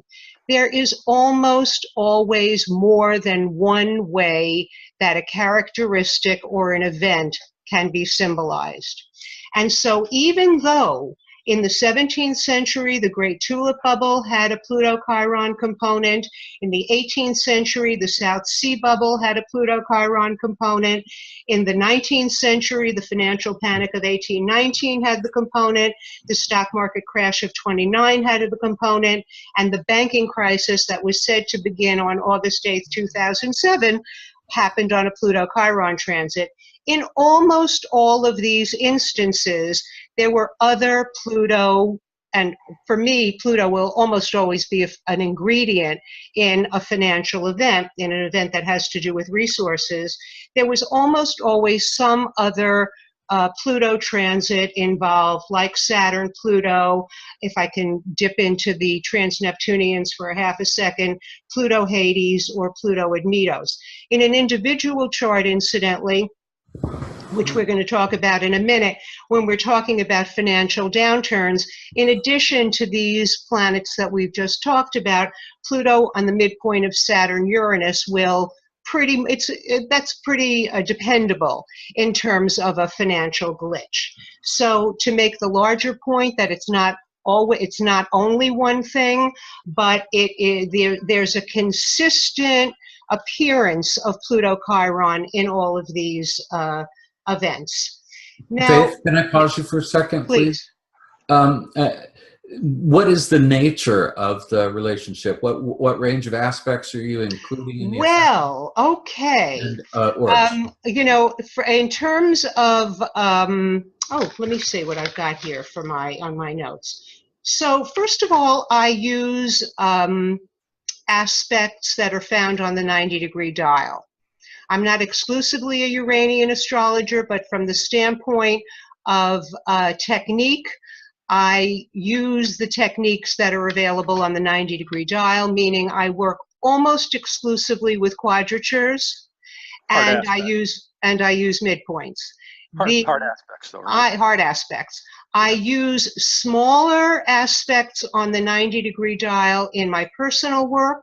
The small dots, in other words, breaking that 90-degree dial down to, the 64th harmonic, actually. But from the standpoint of transit, I don't work with anything smaller than the semi-octile. The reason being that the semi-octile responds to transits. And that's true in between two transiting planets in the sky, and from the standpoint of a transit to a natal chart. Once you get smaller than the 22.5, the transits just don't work. Although the pictures will work when they're smaller than 22.5, just in reading a natal chart or in reading a solar return, but not for transits. And so just 99% of what I've presented here is 22.5 or greater. Now, so this is an important point because let's talk about the tulip bubble. Happened on a semi-octile. There was a Pluto station, equal transiting Chiron, 27 minutes orb, when the greatest influx of the last investors, in other words, the craze, the final peak of the craze happened when Pluto was connected with Chiron. And in a minute, we'll talk about crazes. There may have been some tie in terms of the psychology of the craze. I don't know that you really want the details of every one of these because I've got quite a bit of information, but we'll do another couple. We have a question from Alan. I'm sorry. He wants to know what orb you used for those aspects. Well, this one was 27 minutes. Okay.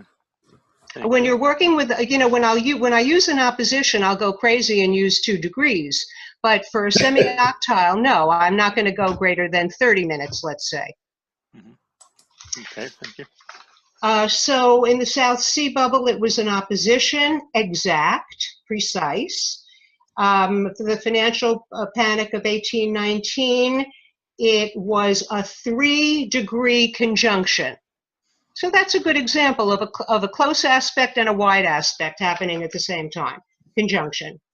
What else have we got? At the stock market crash, it was a semi-octile, 28 minutes. And the banking crisis actually happened with, if we were looking at it on a dial, it would look like a T-square of Pluto, Chiron, and Hades, all within a degree of orb. When it's tied in with a picture of more than 2 planets, and it looks like a T-square on the dial, again, I'm a little bit more casual about orb, going up to as much as a degree there. Now, we also see it from the standpoint of recovery. So, for example,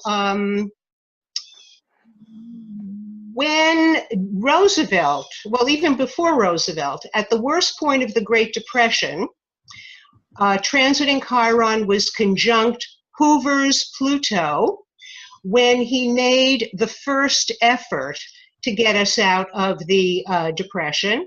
Roosevelt was elected on a transiting conjunction of Chiron to his natal Pluto.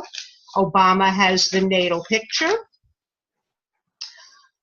The whole issue of government intervention, again, I'm hesitant to go into as much detail as I have here, but just to say that there are more incidences of government intervention with financial recovery.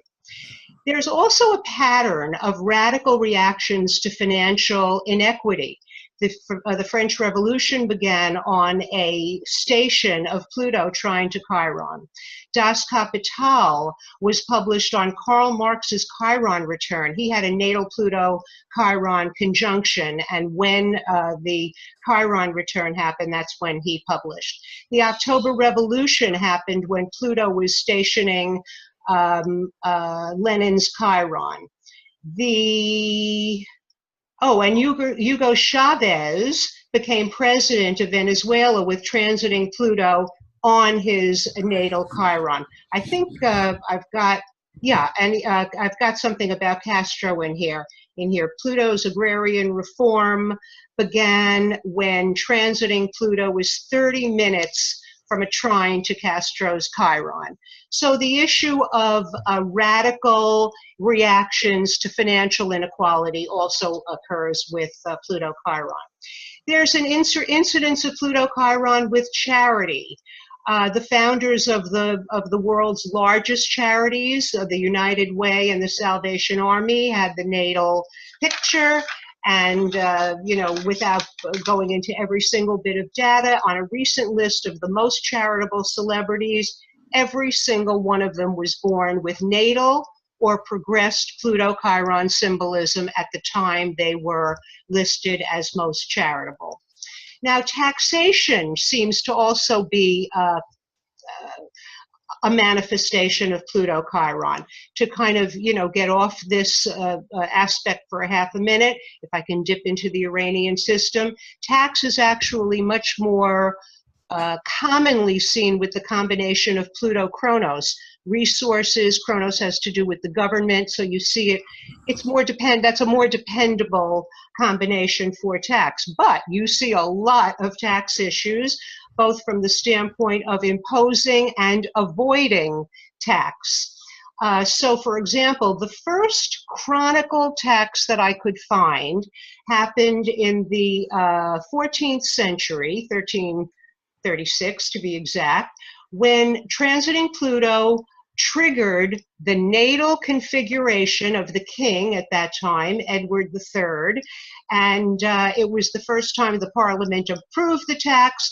And, there we go. That was the first chronicled incidence. But okay, can I interject something here? And sure. I'm sorry to interrupt you, and we do have to keep an eye on the time. I mean, it's obvious that you have a lot of material there and a lot of insights. Okay, I'm ready to go to the second. Yeah, I'm already thinking, what's the methodology? That was my question. Well, can I just, I'd love to regale you with the other fascinating part of these findings, and then I can't really, to be honest, I can't really quantify the methodology. It's basically to look at hundreds of charts, find patterns, organize it by subject, and there you go. Okay. And that's what we're here to help you with. That's what we're here to focus on. So go ahead, Will.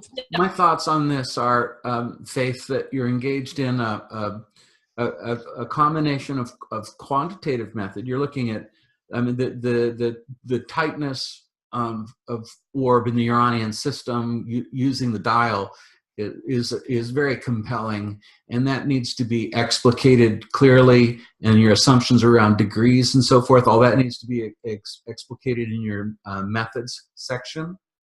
And then you're also using historical events. So I would say that it would be a mixed method of combining historical and quantitative methods to come to your conclusions, because you're looking at the sheer number of these Chiron-Pluto relationships to these economic events. So, so if you were to take a historical method and then do some research on that, find out what's going on in historical method, construct your, your scaffolding from historical and then quantitative, and then play out your dial method, explain that in sufficient detail for people to be able to replicate what you're doing, and that would make for just a pretty very compelling presentation. Well, do I have another minute to talk about the other? And Faith. Well, Yes, you do. Your presentation skills. I really like the way you present your material. Yeah. It's very straightforward, and you make people listen to you. That's just a gift. Okay? Faith, am I going down here to the abstract, Faith, or where am I headed now? Give me a sec. I've got it here. The non-financial sides, if you can scroll up. Sure, yeah, you got it. There we go.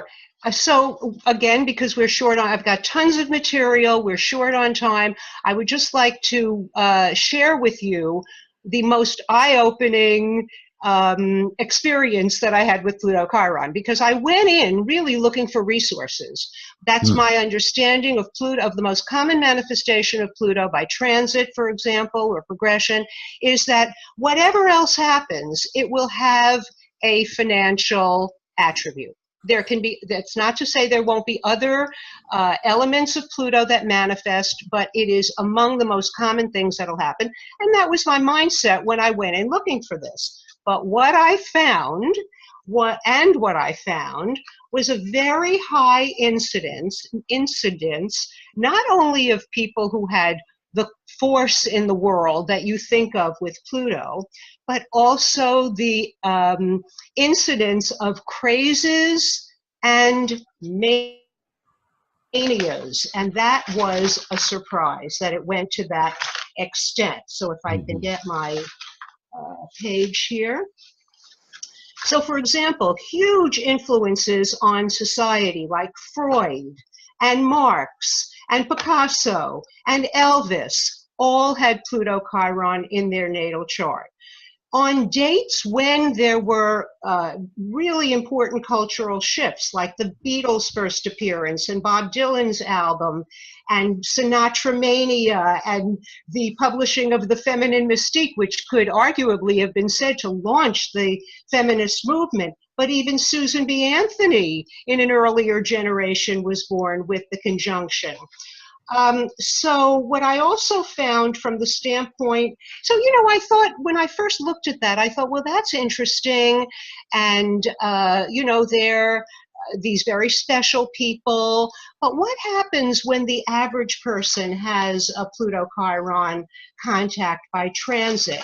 So even though these the people that I'm going to talk about now do not have Pluto Chiron in their natal chart, when if you remember these crazes, people went nuts over Elian Gonzalez, the Cuban kid who came over on a boat.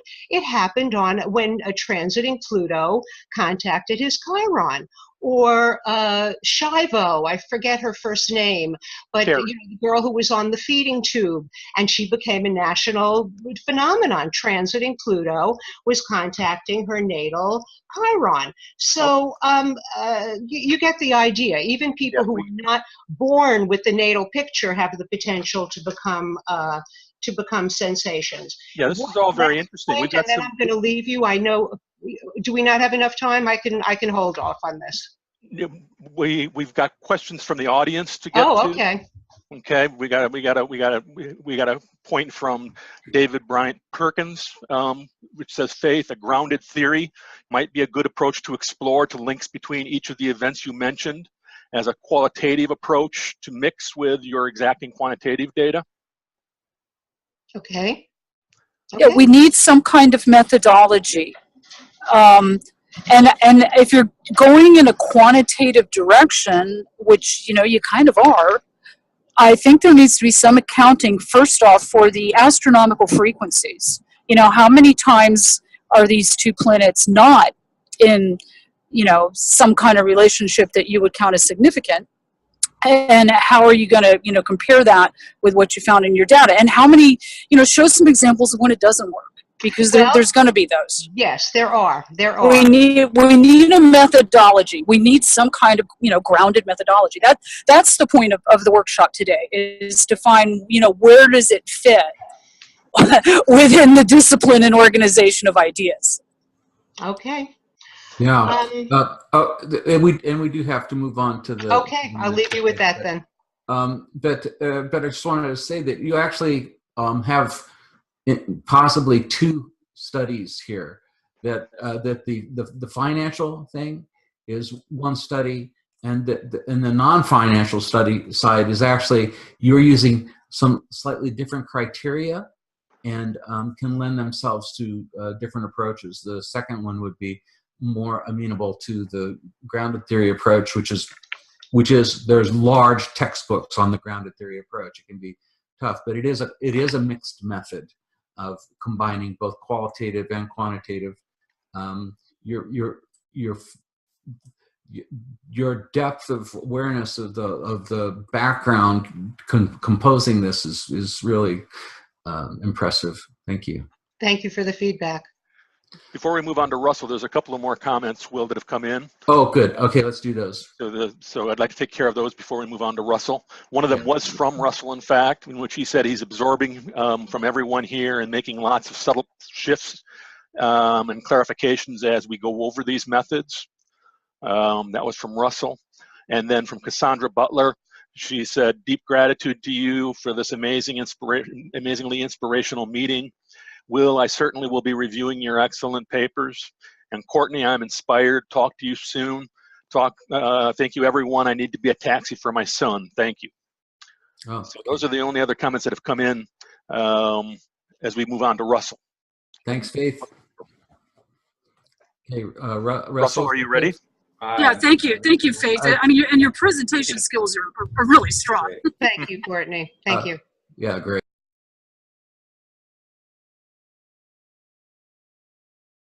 Just to get to the point, what this study is about is looking at facial comparisons. So the astrological physiognomy has, well, physiognomy itself, the study of faces and how they describe the characteristics of a persona. It goes back far beyond horoscopic astrology, actually. You see this in the Mayan Shen, you see this in Western tradition for pre-Hellenistic period. It's mentioned in the some of the ancient tablets in the Hermetica. This is what I feel like where my research is probably going to remain for the duration. This beyond the psychological, beyond the idea of waves in society or in how a person grows and changes in their life path. So this particular study is of an astrologer and the famous Edgar Cayce. David Wilcock is an astrologer. He's a speaker. He's on the conscious awareness lightworker circuit these days. He had noted early on that he had a strong resemblance to Edgar Cayce, and he did exactly what I had been doing for a number of years and pulled charts together. So just so people understand what we're looking at, if you look at this, I believe this is a chart that David Wilcox has presented himself that I pulled from him. So 12 degrees Moon in Taurus associated. We have Pisces Sun, Pisces Mercury. We have Mars, Capricorn, several other connections there. So he's pulling data from Sun and the planets.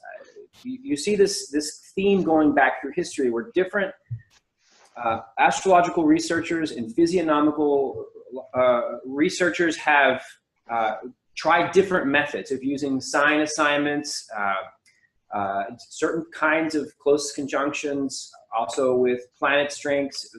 This tradition has waxed and waned, and I actually have a fairly extensive research on the history, who's tried what over the last 2,000 years.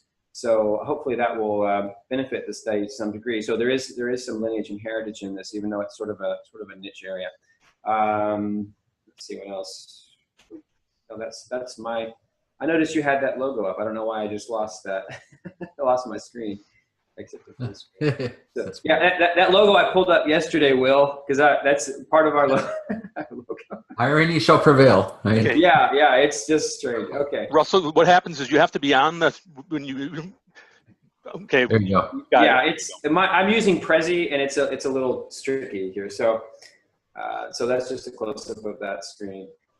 So one of the things I started doing was sun sign comparisons, just finding people who looked alike or who had been noted looked alike, so that it was not just my observation, that other people had noticed that these people had looked alike, and started running comparison charts. At the top we have Aries. This is one of my favorite charts. Photographic comparisons to use is Richard Dawkins and Emma Watson. The facial expression comes through really clear. It doesn't matter with the gender, the fact that they're 50 years apart. You see that there's an expression that's very similar, and you can see this in the charts, which I'll pull up here in a few moments. I'm going to give you a rundown. So this is one of the charts that I pulled for someone born on the same day. A friend of mine on the right with a Cancer moon and an actress on the, actually within the same 24 hours. Also with a Cancer moon, and you can see the moon's influence. So this is sort of the things we're looking at beyond sun signs, what we can possibly see. This remains very qualitative at this point when we're looking at these at this type of study. All right, so this particular study is interesting, or this particular case is interesting. I happen to be studying Mozart's chart and doing a lot of research around prodigies of music at the time, and I ran across this friend who said her brother was a piano and musical prodigy, had 5 master's degrees, and so I happened to know that Mozart's birthday, and they shared the same birthday. We called the mother and got the time. They share Virgo ascendant. Their charts are amazing, and they actually have, even though we do not have photographic evidence of Mozart, you can see through the painting, through the portraits, that there is a similarity in characteristics in the face. That's just an interesting one that I did a few years ago. So I won't go into this one since we're running low on time, but I will skip over and go to a basis of this study. So what I'm looking at is that there's this scalable cosmological simplex that works from subatomic through the molecular, through the DNA, into the body systems. The body systems are dimensional, you might think of it this way, but they all work in a congruent structure. And it expresses in the face.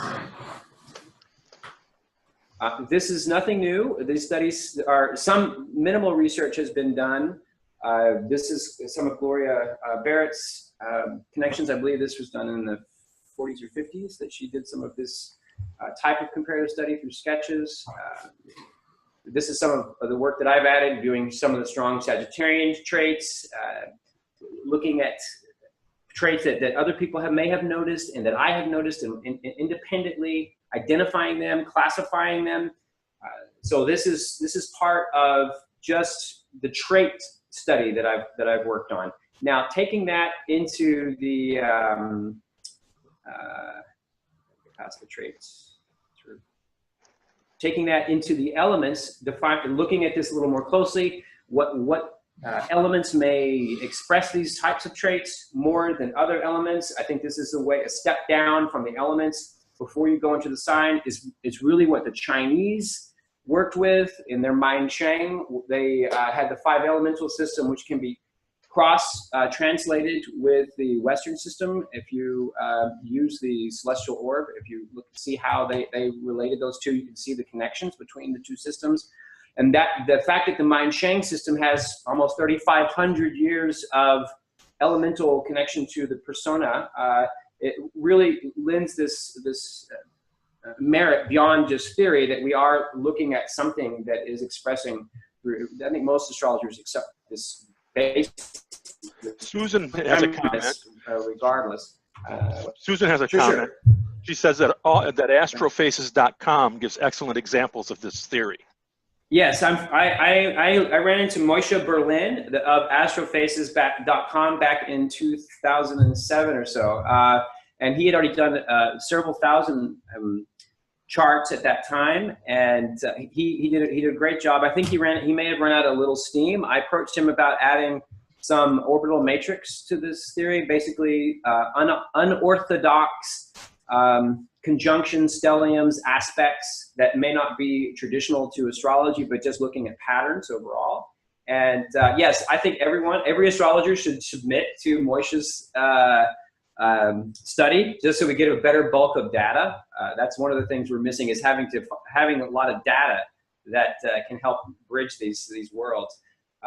This is just some of the comparisons. So examples of doppelgangers, so that I'm not the only one making the assumption that these people look alike, because some people don't think that two people may look alike. What I started doing at some point around 2009 was going onto the internet and finding people are fascinated by doppelgangers, by lookalikes in the media, and it actually became very useful. I was stubborn at first about taking the data from celebrities. I wanted to use collected data and so forth, but I found it actually was much easier to find Eddie Murphy's birth chart, for example, because it's out there, it's in the public eye, that people have scrutinized this many times. Same thing with Obama, and then finding, if you can find the other person, such as I believe it's Chad Smith and Will Ferrell down here. They're both actors. They're both celebrities. One is a drummer, and one, the famous Will Ferrell, the comedian and actor. Their natal data is available online. So pulling that and running comparison between the charts, and you have a photographic sort of a library to choose from, where we don't have for just most people. Astrofaces is trying to bridge that, but usually they only have one photo to actually to pull from. So celebrities are actually good to work with in this case. Alan asks you that you spell out the Chinese system that you alluded to, Mayan Cheng, he believes. It's actually just a correction on it. It's called Miansheng. Miansheng, correct, yes. I got into a habit, Will, of pronouncing it away for a long time, and I'm trying to correct myself, so thank you. Miansheng. Miansheng. So yeah. The spelling, you got the spelling there, yeah? The spelling is correct, but it is pronounced Mayan Shuang, actually, I think, right? Mian, like a yin. Yeah. Mian, Miensheng, Miansheng. Yeah. Anyone who wants to see all the corrected spelling, and I added the pronunciation to the article in OPA. It comes out on the 21st of this month. So, cool. And I kind of gave a precursor to what we're going to be doing at the talk. So this is the two charts. The birth times are not shown here. I have just altered the charts so that slightly to show the some of the triangulation a little better. That these are unorthodox. What I'm kind of referring to now is the orbital matrix of the planets, that they may not have exact aspects that we think of in regular astrology, but that there is a matrix of a pattern that begins to show through in some of this. And again, some of this is quite subjective. I realize that this does lend itself to subjectivity of how far you go into this. So the fact that we are looking at the sun sign being the same, several planets interacting the same way with the sun lends itself some credence. Let's see what else we have. These are two Don DeLuise and Paul Prudhomme's charts. That one is a Cancer and one is a Leo. You can see the subtle distinctions. The fiery Leo with the Leonid eyes for Don DeLuise, Paul Prudhomme having a slightly more recessed Cancerian eye, like I do. But yet there's this chart that actually reflects a pattern that are very similar. So again, I said it's unorthodox to what we see, and it doesn't. But it's not limiting itself to only elements or only planets or signs. It's really looking at the geometry of the chart. Let's see. I don't want to go through too many more of these. I had a couple pulled ready to go. No, I can't find them. Okay. Any other questions while I'm pulling that up? There have been no other comments that have come through. Okay. If we could get you to come into the description of your Methodology. Method. Yeah, a description of method would. Okay. All right. The results we're seeing it's great, compelling physical and visual representation of your findings. Can you describe, give us a little meta of what you're up to here. Okay, so I've actually done a better job at this in the past, and I think when I sit down and I write it out, it actually comes through. I think I'm trying. Let me look at what you may be. It's a very broad subject, so that it covers a lot of territory here. Yeah. But the fact that the biological link, that the physical aspect can express through the form is what I'm trying to find, what I'm getting at, and finding examples of that by utilizing what we know about astrology. And I think this is the basic premise of astrological physiognomy. The physiognomy itself tends to lean just towards defining a person's character, what they're about in the world and how they interact. Whereas astrological physiognomy, it can be a little more quantifiable with similarity of traits. Now, I have found this to be a bit subjective, and this is something that I would like to eliminate in the future by using AI. And I know that it's nearly impossible to do from the human eye when there are 10,000 facial points. It will remain subjective until a computer can be fully involved in this and make this quantifiable. But what I've done overall is collected charts of known, what I'm referring to as doppelgangers, and stored them in a database of my own, and cross-compared these to find examples of people that do look alike and charts that are related. So these two individuals have charts that are related. The majority of the charts comparisons that I run do have very strong similarities. There have been a number of cases where people do have this doppelganger appearance where I can find no similarities. So there is a process of elimination as what might be affecting the field that we need to eliminate or to add to our equation of how physiognomy actually works, the influences that affect physiognomy. I know I wasn't clear on full methodology here, but okay. Let me see if I can construct this in my mind. Sure. So what I see is that you're doing a very comprehensive literature review of the available methods and comparisons that are out there, and then you're compiling that down, and then you're comparing it with charts to see which ones have a strong linkage between the chart and their physical appearances in common. Right. Yeah. Okay. So I started my own study before I really knew much about the history of physiognomy. Mm-hmm.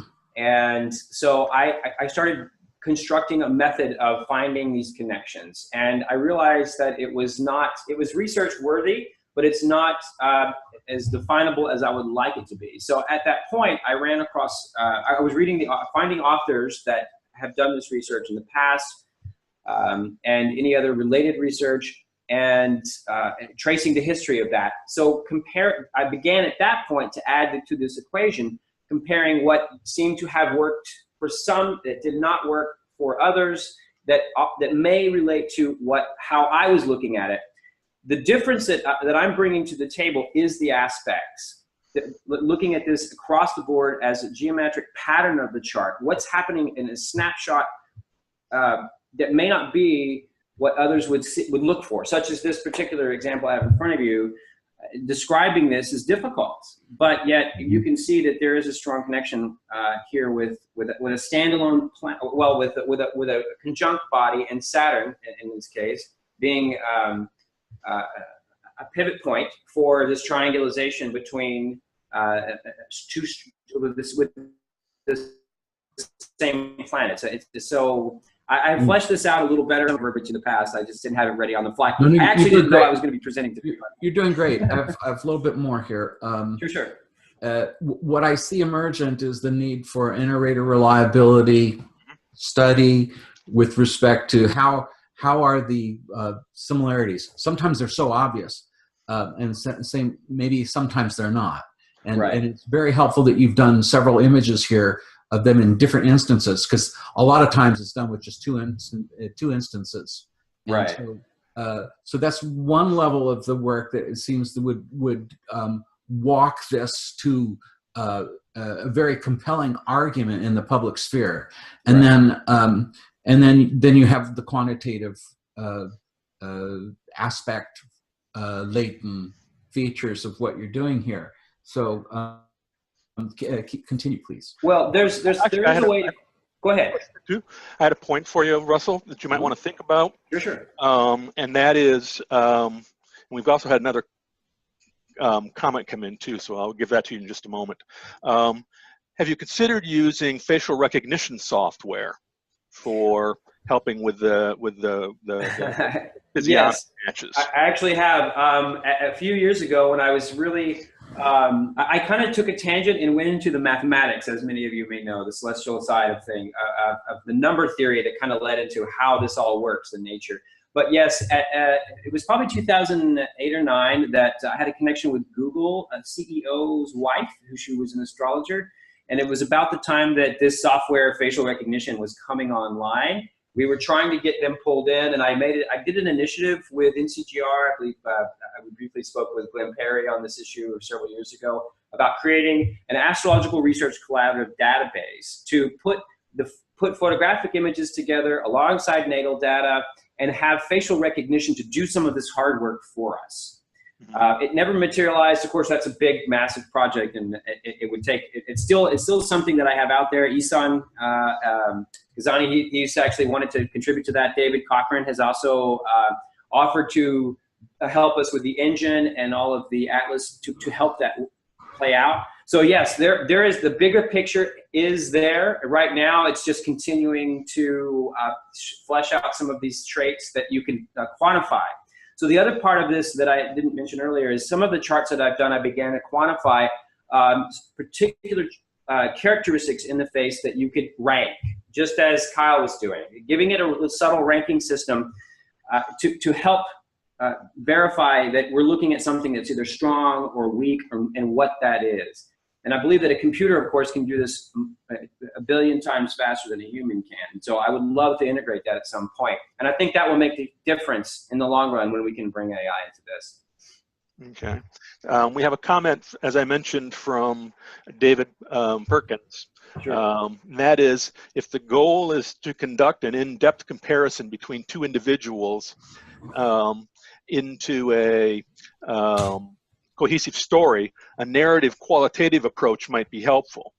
He also says it also highly regarded when dealing with elements of persona, physical, mental, spiritual as well. And he'd be happy to share some details with you on the method, Russell.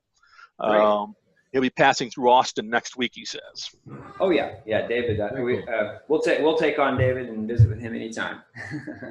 Well, that's the basis of this. There's several different areas in which this has branched out over the years. I've done family comparisons. I've kind of trained my eye from time to time to. I got lucky once. I had a family of Aries, and then they had a Pisces sibling. It was 4, and you can identify the Pisces sibling just like that.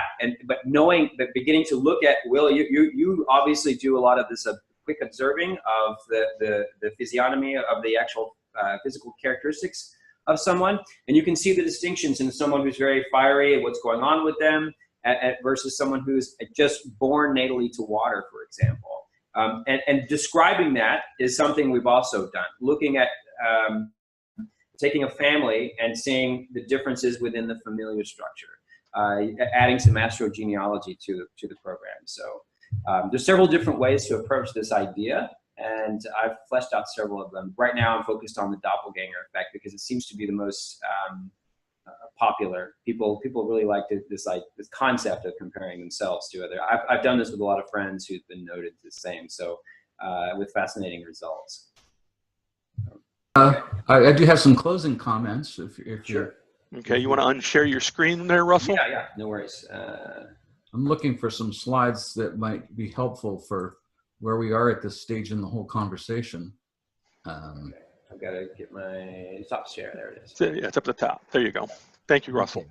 All right. Let me get back to where I can see what's going on. There we go.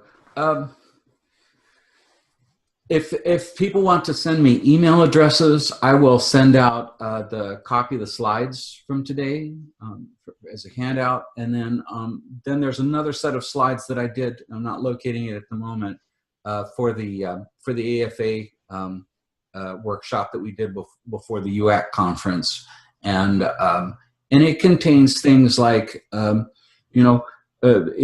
framing your presentation.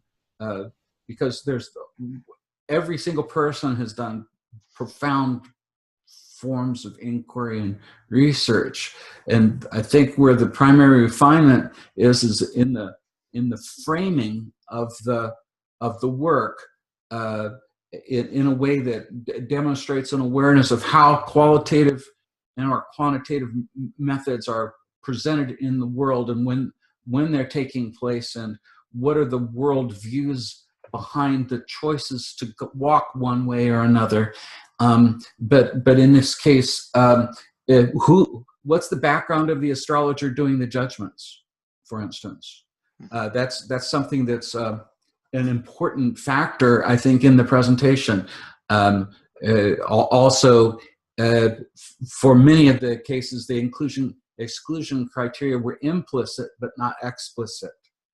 And so if we can bring that forward and make that an obvious statement, then that of course goes under method. So the abstract kind of actually contains, like in a nutshell, the whole continuity. I'm going to go ahead and share my screen because I do have a document here that we use for that AFA. Here it is, outline for a research proposal. And so there's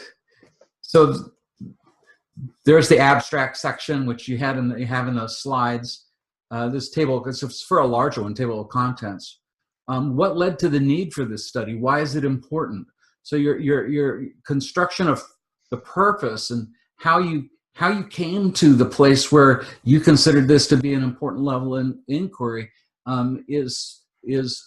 creates richness and depth to what you're doing, and of course I'm speaking from the qualitative point of view. The statement of the problem addressed right up front. What is your question, and what are the sub questions? And what's your personal relationship to the topic? This comes from the qualitative zone. Define your concepts and variables that are germane to the inquiry. If you send me the email address, I'll send you this, plus the slides that are pertinent from the AFA presentation and the slides from today. My email address, I'll type it in here if I can. Shows up on your screen. Should show up if they see your screen, Will. I'll just put it up here. Yeah, hold on. Okay. Yeah, it's good. wmorris33@gmail.com. That's right. Thank you.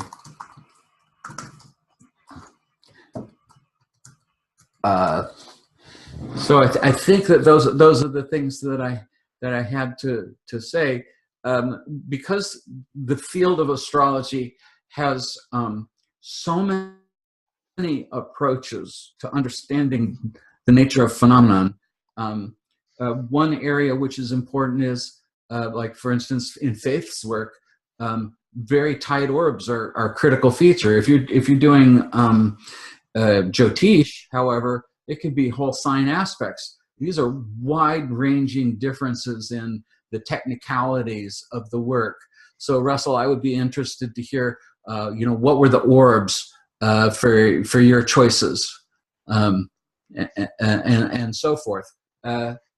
Also, coming back up to the paradigm, what is the worldview that drives your concern with the question? How did that worldview get formulated, these are important features of self-disclosure in terms of uncovering bias in the presentation, which is something in a positivist worldview where we're attempting to show things to be true in some fashion, that